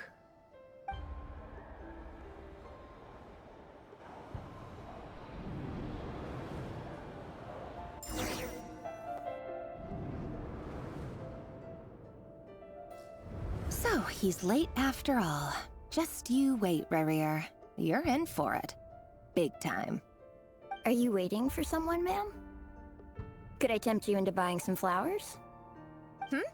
Oh, sure. Pick me out a pretty bunch if you would. Thank you. But I'm afraid none of them are as pretty as you. For someone so young, you sure have a way with words, don't you? I'm only telling the truth. Look me in the eyes. You'll see I'm not lying. You're May we have a word in private? Who are you? And what do you want? It doesn't matter who I am. Too many of our kind have fallen lately, so I decided to take the risk of reaching out. Not long ago, the Ray here of Solnari led an assault on one of our strongholds. We suffered many casualties, and many who came to our aid lost their lives as well. Sorry, I don't know why you're telling me this. And I don't want to get involved. Wait, hear me out. This time we finally got a clear look at his face and learned his true identity. His name is Rarier, and he claims to be one of the King's guards. What did you say? A cruel irony, isn't it?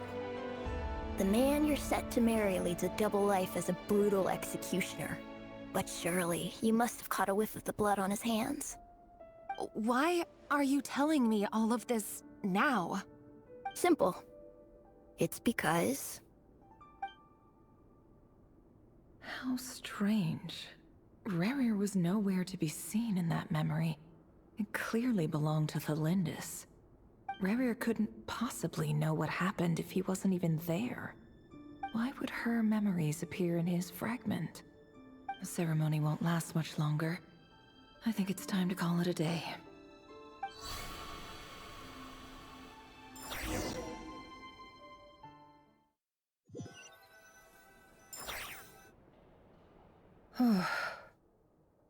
So that was your doing? Did you just pull us inside Rarier's fragment to spy directly on his memories? Any more questions, and I'll have to start charging. I had no idea you could do that, boss! Seriously, that was amazing! We're not worthy. We're not worthy! I gotta admit, though, I'm itching to see what happens next. Feels like we barely scratched the surface. I'm just as curious as you are, but the ceremony only allows for limited time inside. That's all we can see for now. Luckily, we managed to learn quite a lot. So far, so good. I just hope the others are doing okay too. Especially the group with the Traveler. Their mission is a risky one. Let's hope it's all going smoothly. If you're worried about them, go see how they're doing. If I know boss, she's gonna need some time to write up all the details and make sure it's all coherent. I'll stay behind to lend a hand, but feel free to head back and meet up with the others.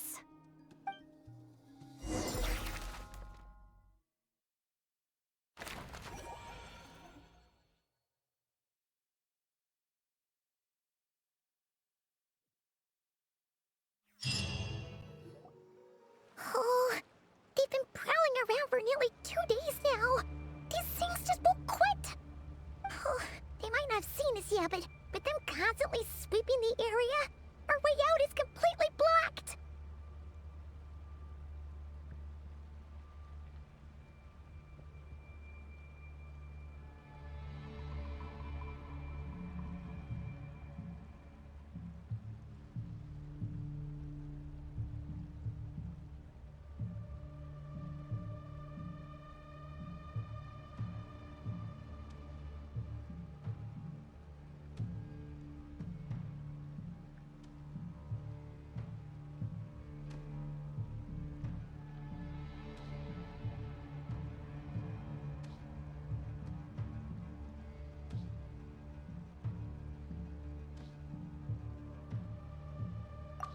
That's never gonna work! One little slip up and it's game over! If they spot us, they'll run straight back to Rarier, and once he knows we're here, it won't be long before he's breathing down our necks again!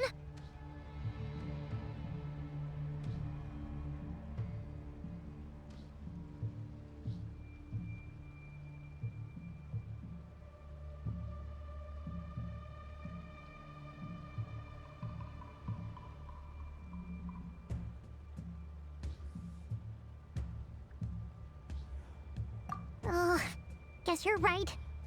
All right, time to zip it.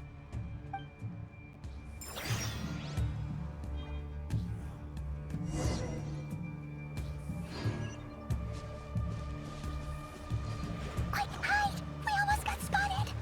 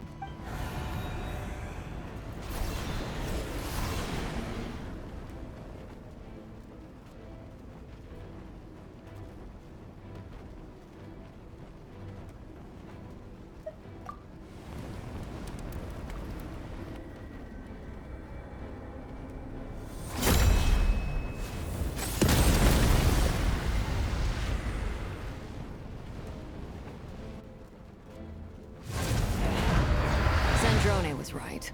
You look weak, Columbina. The old you would never have let such lowly creatures bar your way.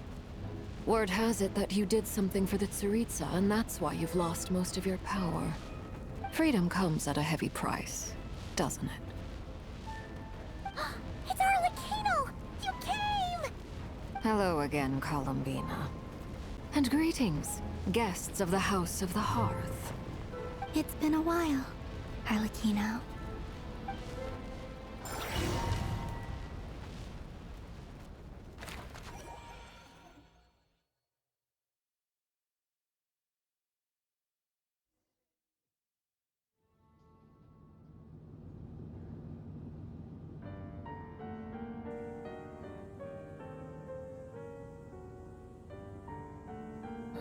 Stupid right here of stupid Solnari. Ugh, whatever. I've got all the data I need. Next time we meet, you're finished.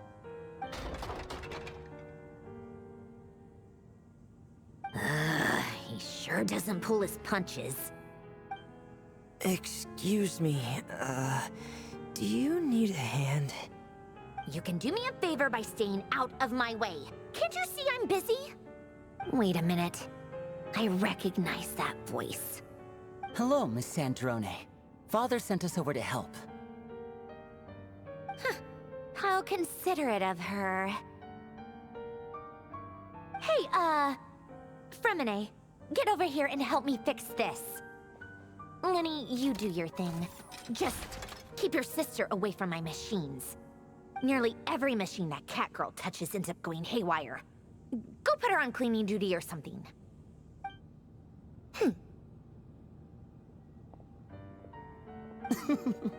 Then let's start downstairs. Fremine, we'll leave this place to you. You've got it. Wait a second. Pretty sure there's still some tea in the cupboard. If you want some, you'll have to make it yourselves.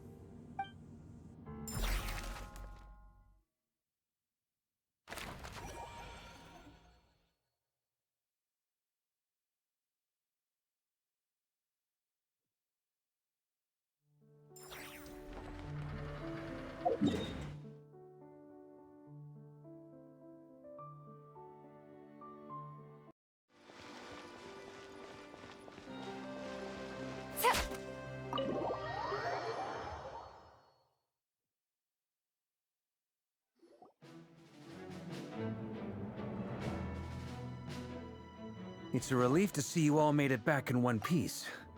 Huh? Feels like there's quite a few people missing. Where's Flint's and the others? And what about Nefer? I returned ahead of them. Flint is helping Aino and Anefa to set up the decoys and buy us some time. As for Miss Nefer... Boss is still wrapping things up on her end. She sent us back to fill you all in on the top secret intel we've been gathering. I see. Then let's get right into it. But first, who do we have here? You brought someone else in to help? Greetings. I was invited here to help as a longtime Tea Party companion of Columbina's. You may call me Arlecchino. Surely it can't be. Those eyes. Oh, where have I seen them before? Wait, of course. In those memories we just saw. The only Arlecchino I know is the fourth of the Fatui Harbingers. So either you share a pretty uncommon name, or you're more than just a Tea Party buddy. You are well informed, Grandmaster. A man from Mondstadt living all the way out here in NOD-КРАЕ, and yet the people and affairs of Snezhnaya seem to hold a special place in your heart. Oh, the feeling's mutual. Sounds like you know all about who I am, too. A Fatui Harbinger. The atmosphere in here just got really tense. Guess we can't just start trusting Fatui Harbingers, even at a time like this. I must admit, though, I'm a little curious. Seeing as the moon goddess no longer belongs to the Fatui, what makes you so willing to put your neck on the line here? Nor does NOD-КРАЕ belong to Mondstadt, Mr. Varka. Yet still, you're fighting for it all the same. Things don't always have to have a tangible payoff. Sometimes, stopping things from spiraling out of control is a higher priority than chasing the spoils of victory. Of course, I can't say there's nothing in it for me at all. But that's between Columbina and myself. Forgive me. I don't mean to doubt you. It's just that the Fatui really have been the source of many of our troubles. We have our own way of doing things here in NOD-КРАЕ. But ever since they arrived, the Fatui have treated us with nothing but hostility. I know there's been a lot of bad blood between us in the past. I've done my utmost to avoid friction whenever I could. But sometimes fundamental conflicts of interest simply can't be settled amicably. That's why I'm here solely in a personal capacity. This has nothing to do with the Fatui. As a gesture of good faith, I'll be frank.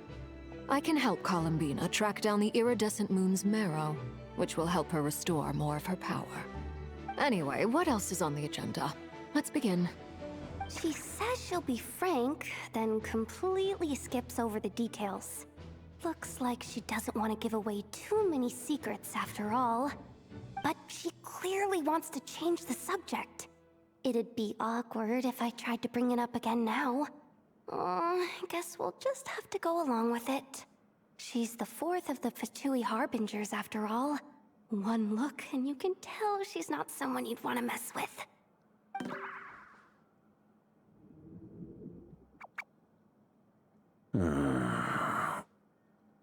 Well, since Miss Arlecchino sounds confident in her ability to handle that, we'll proceed to the next topic. Yehuda, time to share that top-secret intel. All right, listen up, everyone. First, we now know that Rerir was originally a Conrian secret agent whose primary mission was to hunt down and assassinate the so-called Dregs of the Crimson Moon. The Dregs of the Crimson Moon? Mm-hmm. In the memories, there was a lot of talk about the Crimson Moon and Eclipse, and a whole bunch of other stuff from the time of Conria.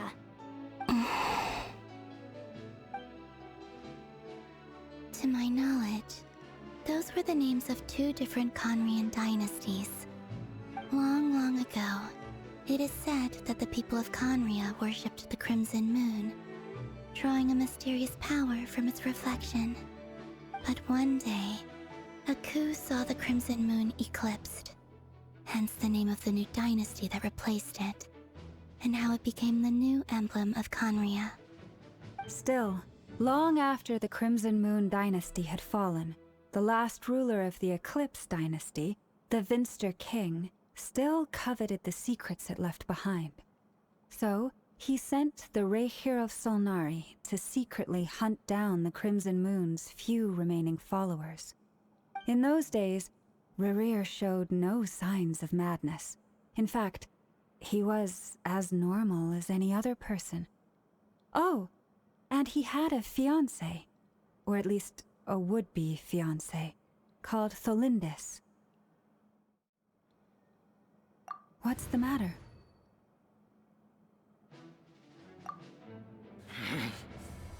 Verfene, Freundade, Tholindis.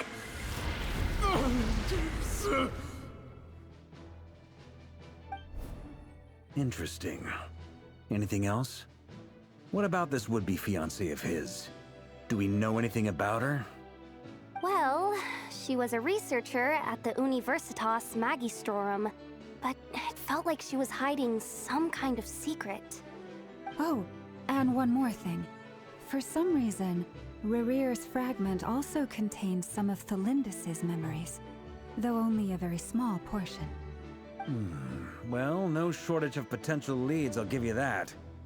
In any case, it sounds like we can conclude that while Tholindis was still around, Rerir appeared to be lucid and quite normal. Tholindis, it seems, must have been the one thing in this world that he couldn't let go of. Tell me, though, were these pure-blood Conrians we're talking about here? Why do you need to know that? If she was a pure-blood Conrian...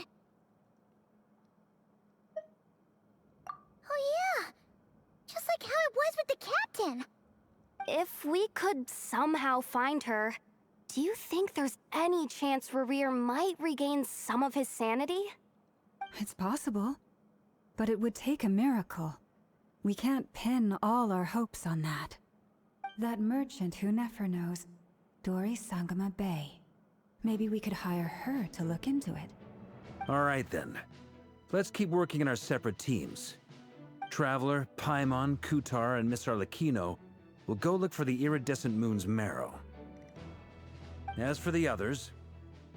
On the way over here, I noticed that the wild hunt monsters had grown even more frenzied in their search for Kutar. At this rate, the people living here will be in grave danger too. So I'm thinking of gathering together some of our followers to go wipe them out. I'll head back to the curatorium and meet up with the boss. Feels good knowing we've all got something to be getting on with. Given that the Wild Hunt has been a lot more active lately, the Lightkeepers have likely begun their own operations too. If that is the case, someone will need to pass the news on to Flint's. I'll hold the fort for now, then discuss our next move with Flint's, Aino, and Anefa when they get back. Alright then. Well, the clock's ticking. If that's everything, we'll be on our way. We'd better get moving too. We'll try to buy you as much time as we can. Relax. Just do your thing. Now, I decided to call in some backup since things are getting so hairy. Our reinforcements should be here any minute now. Stay safe, everyone. Dismissed.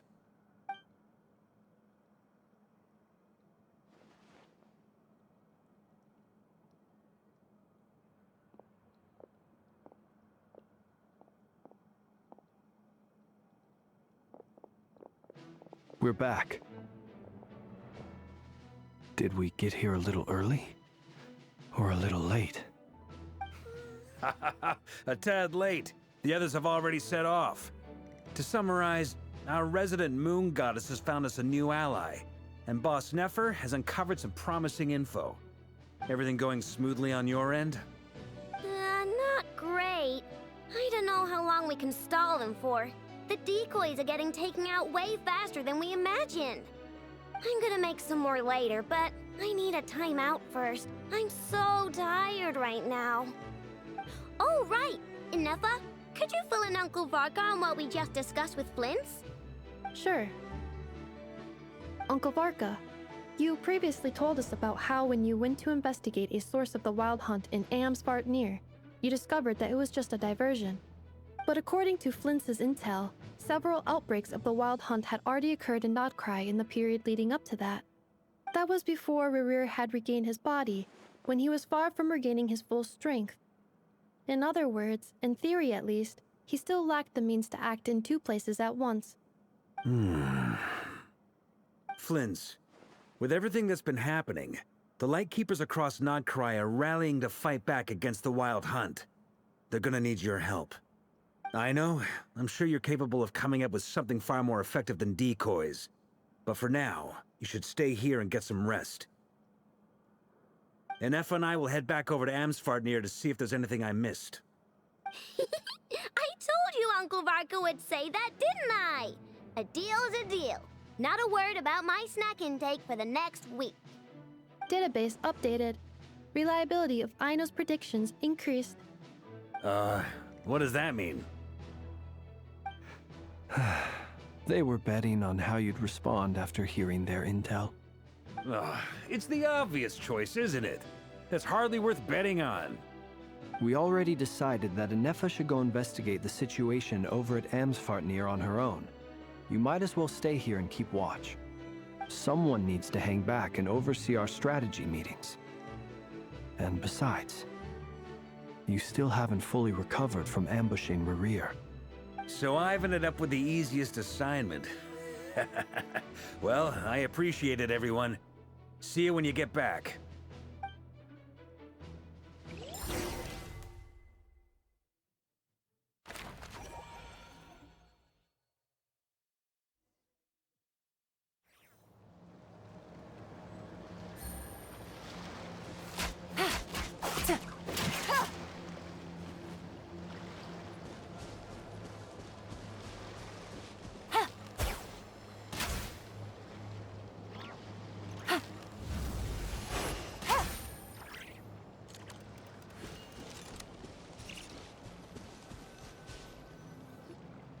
Here, this will serve as a good spot to cross over.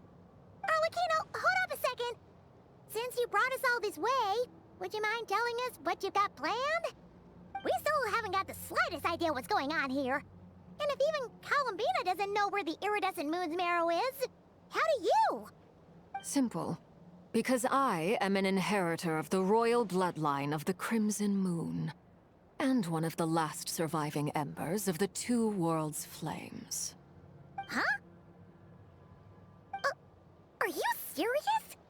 As in, you're a descendant of that Crimson Moon dynasty we were just talking about? The one from ancient КАЭНРИ'АХ? Your surprise is understandable. I was also taken aback when I first learned of it. But the more I thought about it, the more I realized the signs had been there all along. When I was young, I discovered I could wield a very special kind of fire. It coursed like blood through my veins and smoldered away inside my nerves.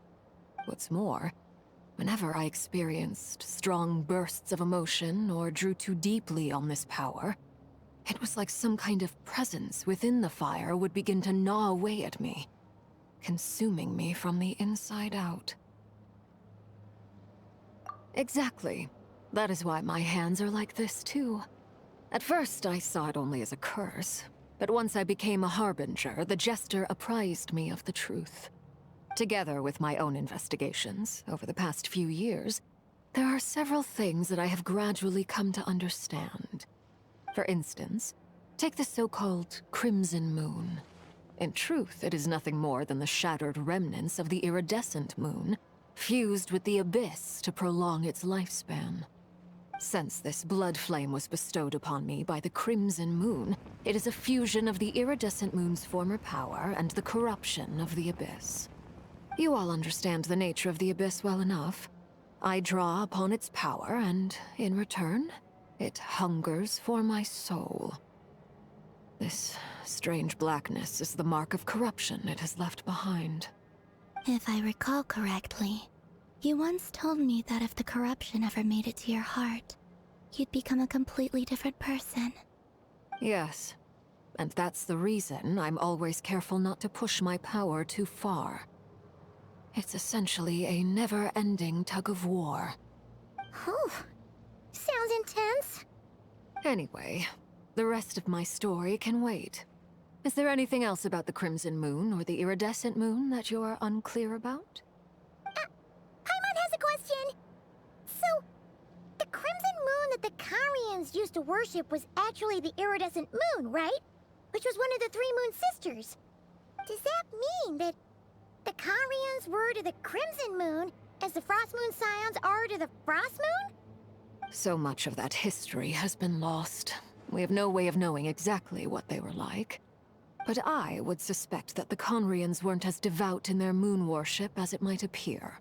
The iridescent moon's remains simply served as their link to the abyss. Later on, perhaps someone discovered a way to make direct contact with the abyss. Or maybe there was some kind of ideological divide. Either way, a dissenting faction staged a coup and drove out the royal heirs of the Crimson Moon dynasty. Still, even with the dark sun looming high overhead, the Crimson Moon's glow never truly faded. If you want living proof, it's standing right before you. The first time we met, I sensed something familiar in your presence. When I looked at you, I felt I could see that mysterious red moon in the corner of my eye. In your flames, I saw its broken image, surrounded by a strange black aura. Well, I appreciate that you kept it to yourself.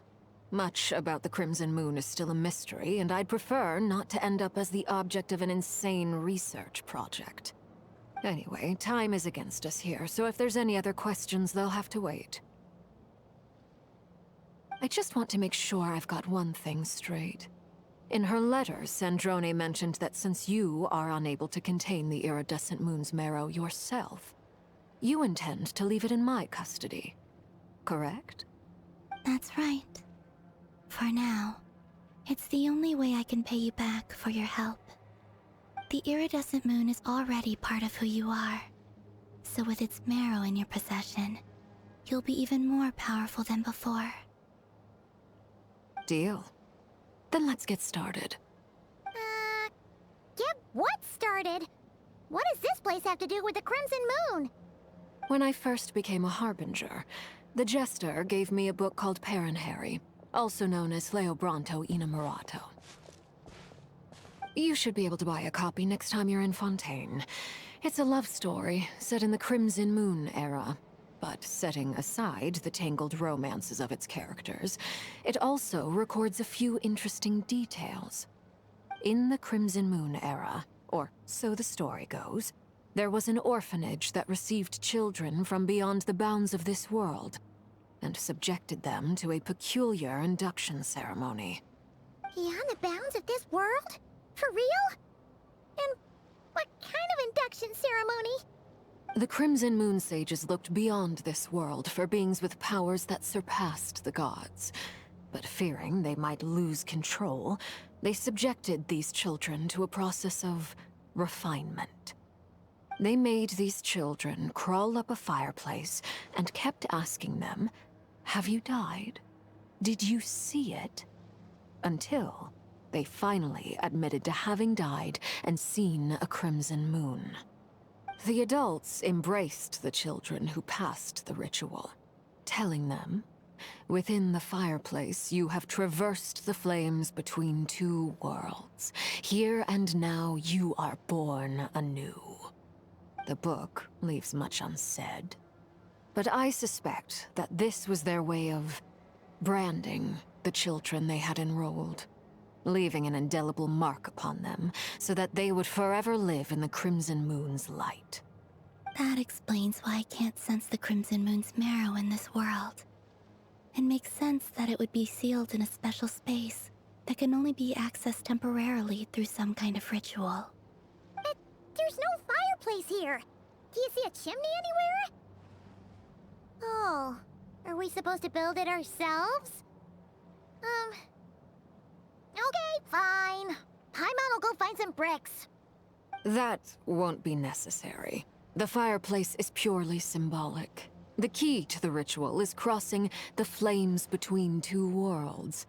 In other words, the flames that burn within me. Those burned away by such flames leave behind a kind of ghostly afterimage in the world. In the days of КАЭНРИ'АХ, people believed they could be used to bridge the gap between the two worlds of life and death. In short, I can open a passage to that space for you. That's the easy part. The catch is I'll need to stay on this side to keep the passage open, so I won't be able to come with you. Very well. Then I'll open it up. Traveler, spare me a little more moonlight if you would. I may need it.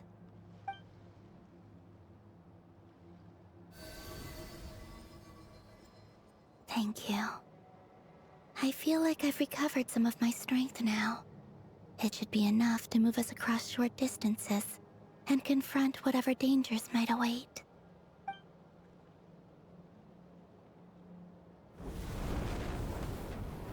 Mistress of the seven hues of ages past, great mother of the present, crimson-clad sovereign of the two realms, by fire severed, by fire renewed, I offer myself now and beseech your descent.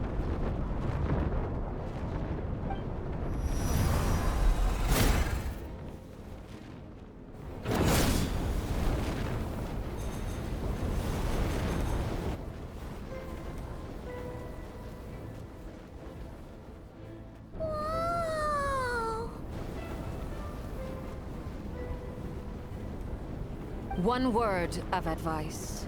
As you're crossing over, no matter what voices you hear, do not answer. Got it! I sense a sinister gloom inside, but also the familiar light of the moon. I feel that I am about to meet an old friend who has changed beyond all recognition. All right, let's go.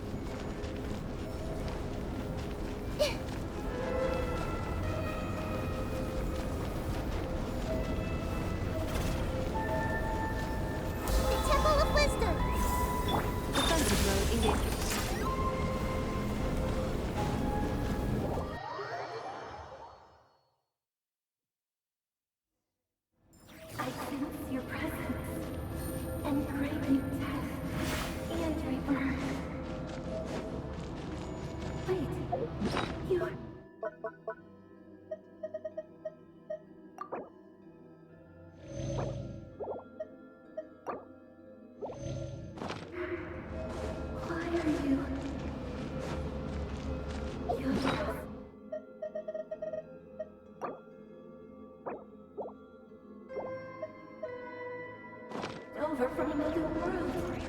Transcend his faded self. I have no right to.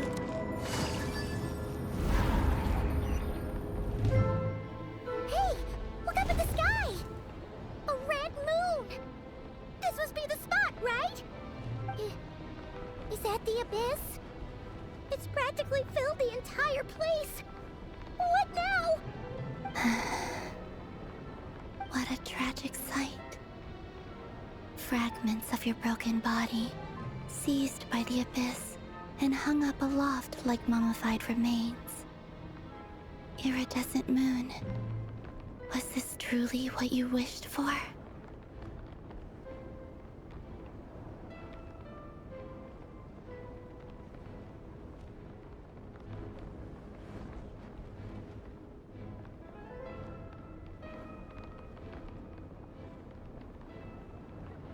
Careful! There's something spooky about this place. Feels like something is lurking in the fog. Haimon's right behind you. Whatever you do, don't run off without her.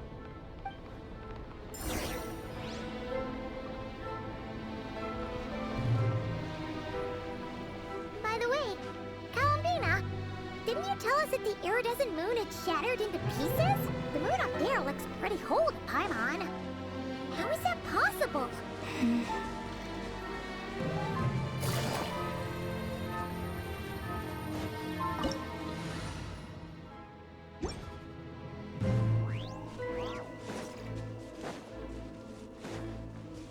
Installation chamber deployed. Annihilation mode. Flash attack! Hey!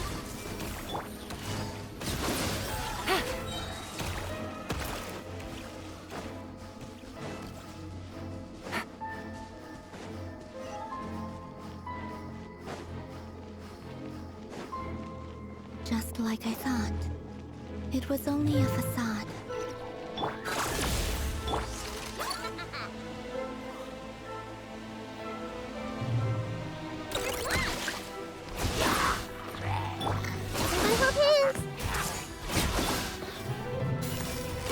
Gotcha. Things are about to get dicey.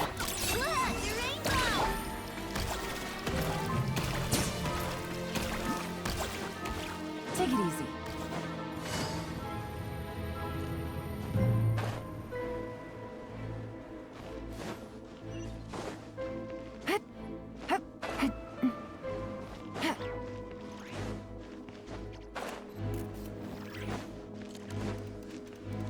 Defensive mode engaged.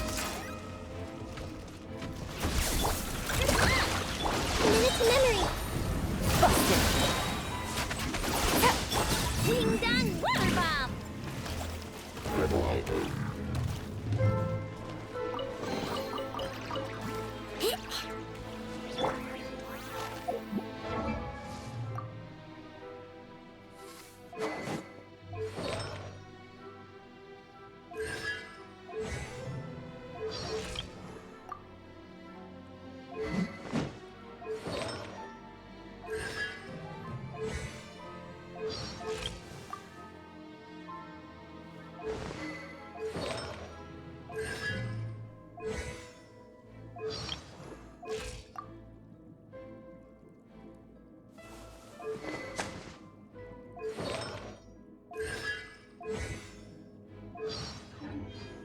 Cleanup sequence initiated.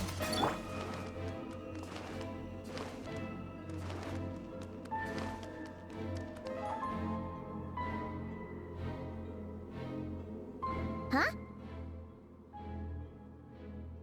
Huh? For real? That's way too high! There's no way we'll be able to reach it! No. I'm not sensing anything up there. It's coming from under the mountain. Let's see. Ah!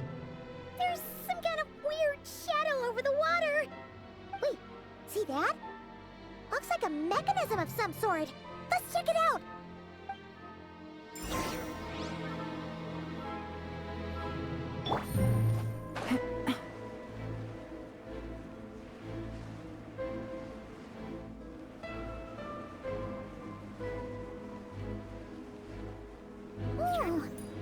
Looks like like a device from the time of КАЭНРИ'АХ. Maybe people once came here to study the Crimson Moon's domain, and they left this behind. Oh, if we could activate it, we might find some clues.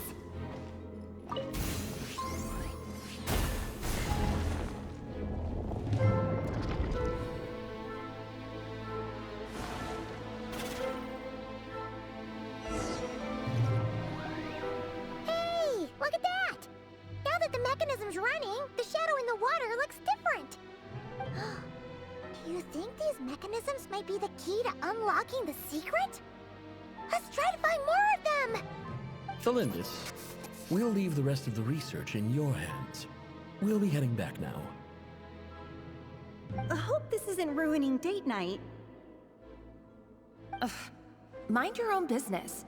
Just leave me some snacks on the table. Thalindis? Is that Rerear's girlfriend? How come we're hearing her voice here? Oh yeah! So, do you think she was studying this strange space all along? The Abyss has made this space extremely unstable. Maybe that's why some of the things she said and did were preserved here. Like echoes. Or after images. Whenever I see this view, it takes me back to a poem from my childhood. Waning moon, oh lifeless damsel, weeping on the mountain crest. Mourning still in wistful tone, her fragile soul now laid to rest. For me, of all people, to be here investigating the mysteries of the Crimson Moon space. Is it a coincidence? Or something more?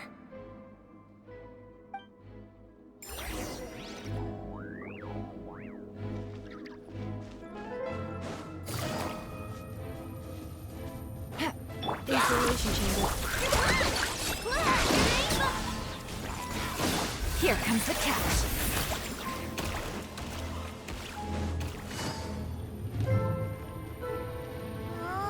Looks like the Abyss has messed up this mechanism. We need to find a way to get it working again. Let's see if there are any other devices nearby. Initiator. Preparing for dust storm. You want this? Gotcha! Things are about to get dicey. Take it easy.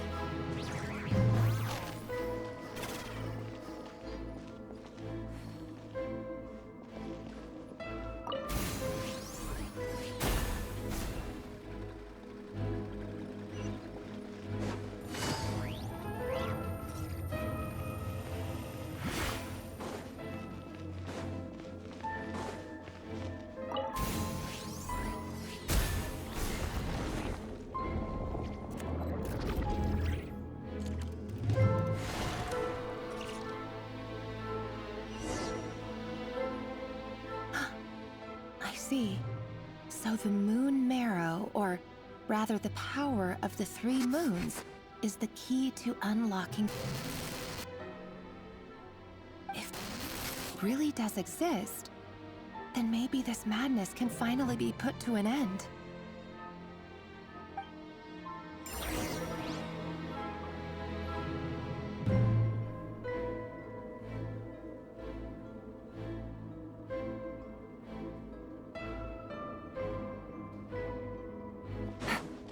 Take it easy.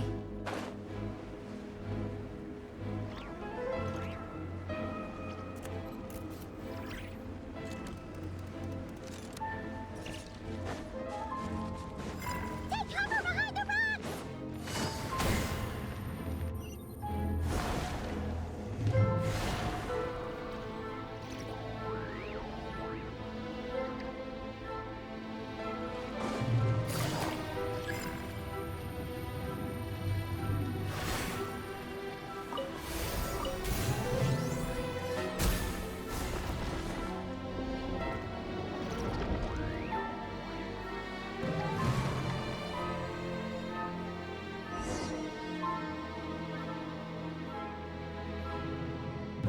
With the Abyss inhibitors in place, I should be able to access the chamber with the moon marrow.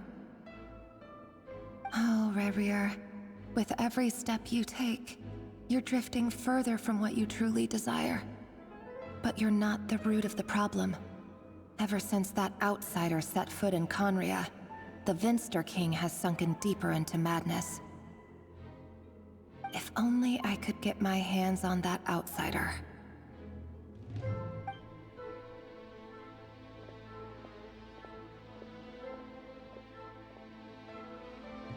Hey look!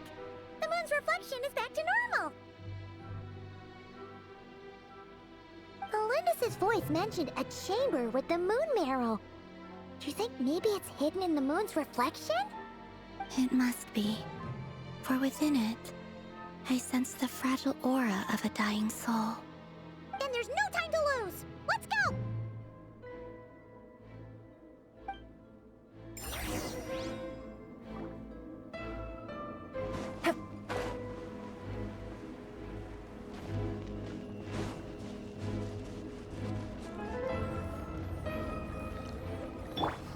Share my knowledge!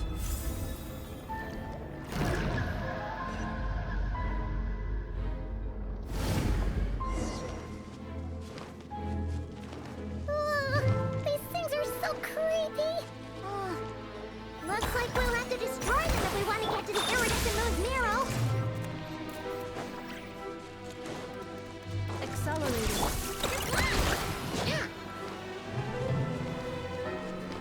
That must be the iridescent moon's marrow! Oh, but we'll need to destroy these things before we can reach it!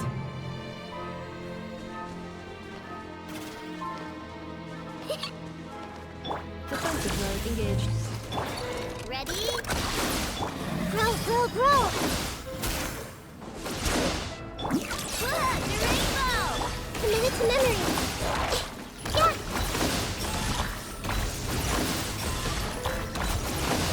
Let's Annihilation mode.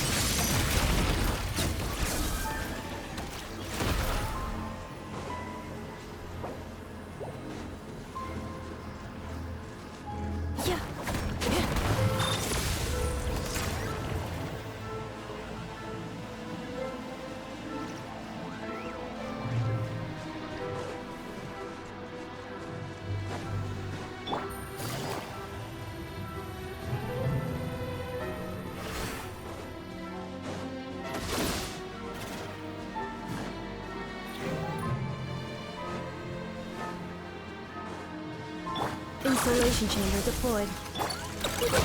No claw! I see everything! Being done, weather bomb! Game set. Phone silver. Busted.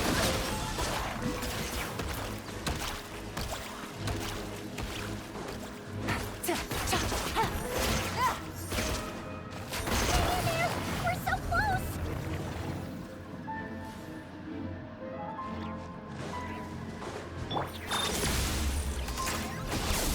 Hey! The Temple of Wisdom! Look! The rainbow! Quietly now. Preparing for dust up.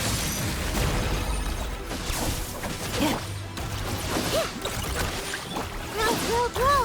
Here comes the catch.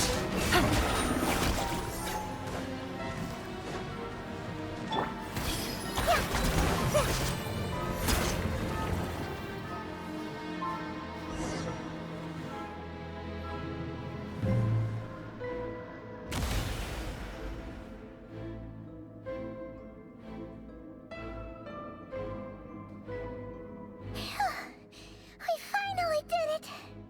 The iridescent moon's marrow.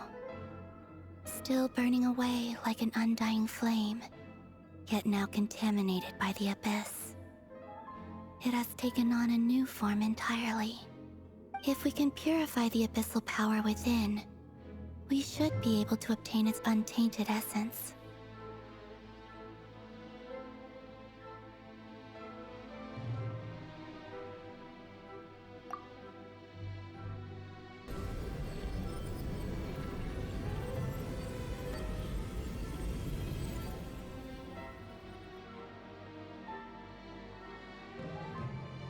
It's so cold.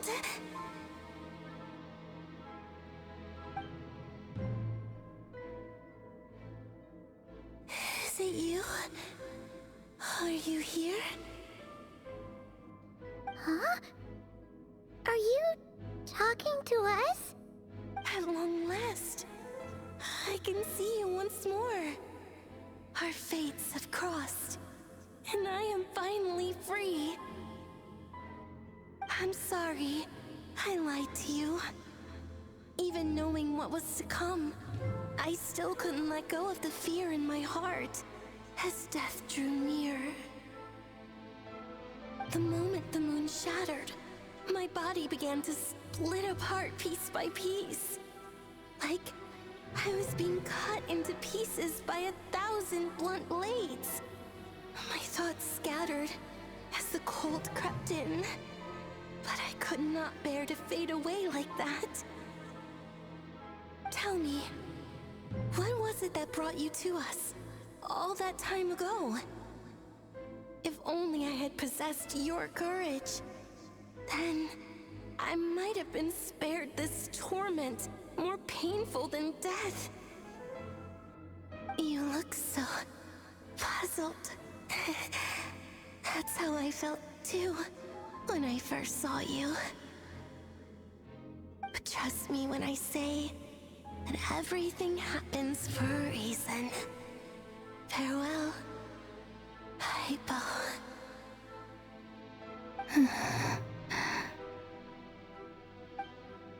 What was that all about?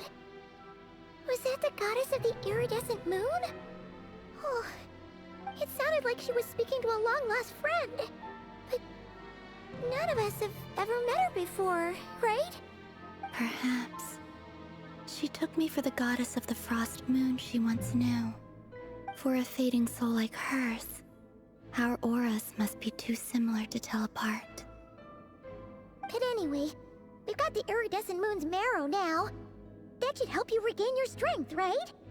Alright, time to leave this place and meet back up with Arlecchino. Let's go!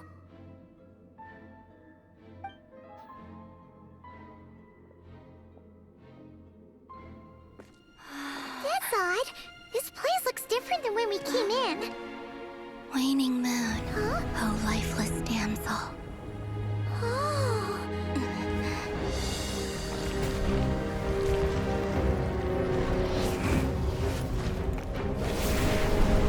Hurry! The place is collapsing! It wants to trap us here. Who's it? The Abyss?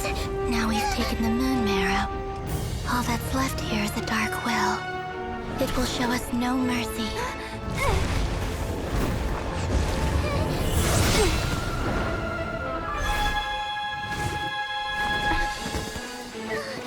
Give it back!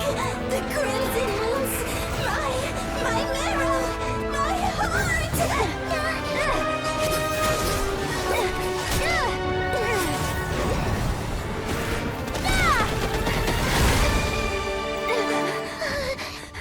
Finally! Huh? Oh no! The exit's blocked! They're back! Now what do we do? This is where you fall. Witness my rise. Hey, What are you waiting for?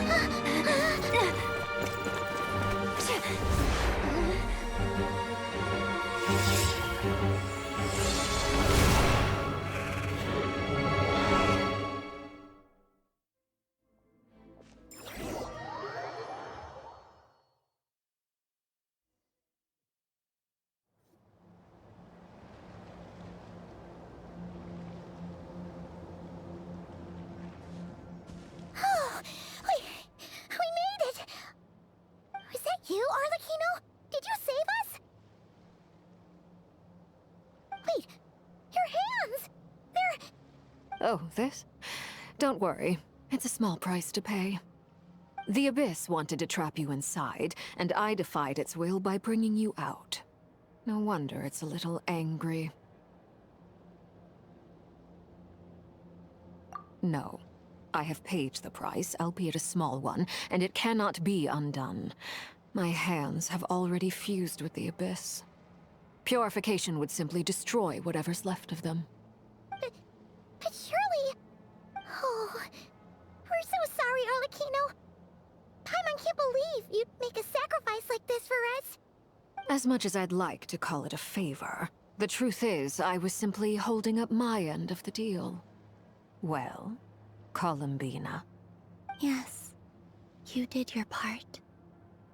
And as promised, I will leave the iridescent moon's marrow in your care. From this day forth, may the two worlds' flames burn ever more brightly.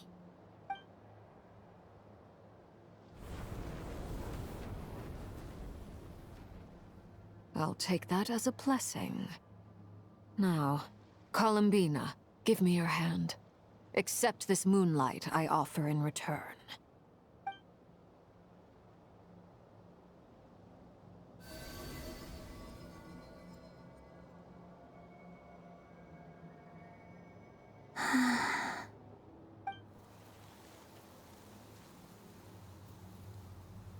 Feeling stronger? Hey, Columbina, are you okay? I'm fine. Our powers are a little at odds, that's all. By the Frost Moon's authority alone, wielding the power of the other moons was always going to be a stretch. Still, I think it's fair to say that your strength has returned, at least to the level it was at as Third Harbinger. It's still not enough. There's no way I can hope to challenge Rayrir like this. Just one more ray of moonlight, if you would.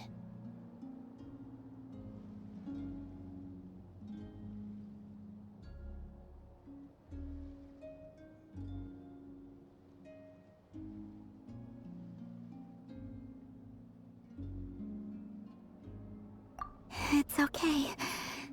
I can take it.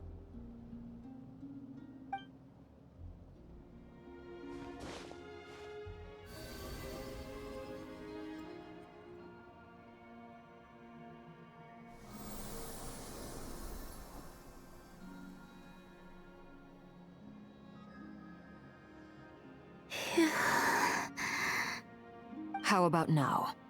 Fighting fit? At the very least, I won't have to stay hidden like before. I want to see him gone from NOD-КРАЕ. The Ray here of Solnari and his wild hunt must be sent back where they belong. Well, it's good to have something to aim for. You certainly seem more alive now than you did earlier. When I first met you, you didn't strike me as a ray of moonlight. More like a wisp of fog drifting in from who knows where, ready to scatter at the first sign of a breeze. But now, you're full of vitality. Just like the Frost Moon, once the brightest of them all. May you keep shining, Columbina. This is who you are. Thank you. Look after yourself too, Arlecchino. I know you have plans of your own, and that's why you're always seeking to grow stronger. But whatever you're after, don't let the Abyss take a hold of you. I do not wish to see you go down the same path as Rayrir. I appreciate the concern, Columbina.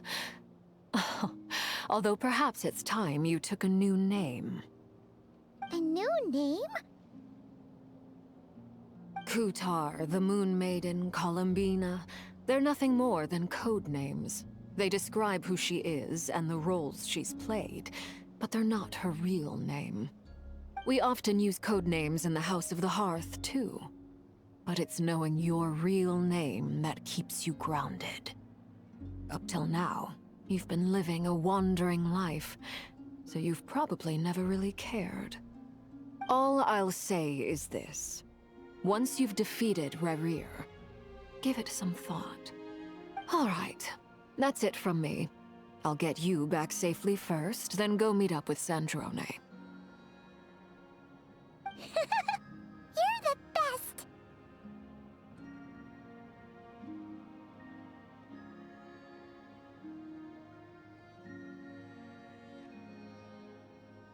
I appreciate the gesture. It speaks to your good character. Anyway, let's get going. There are more urgent things to do right now than trade compliments.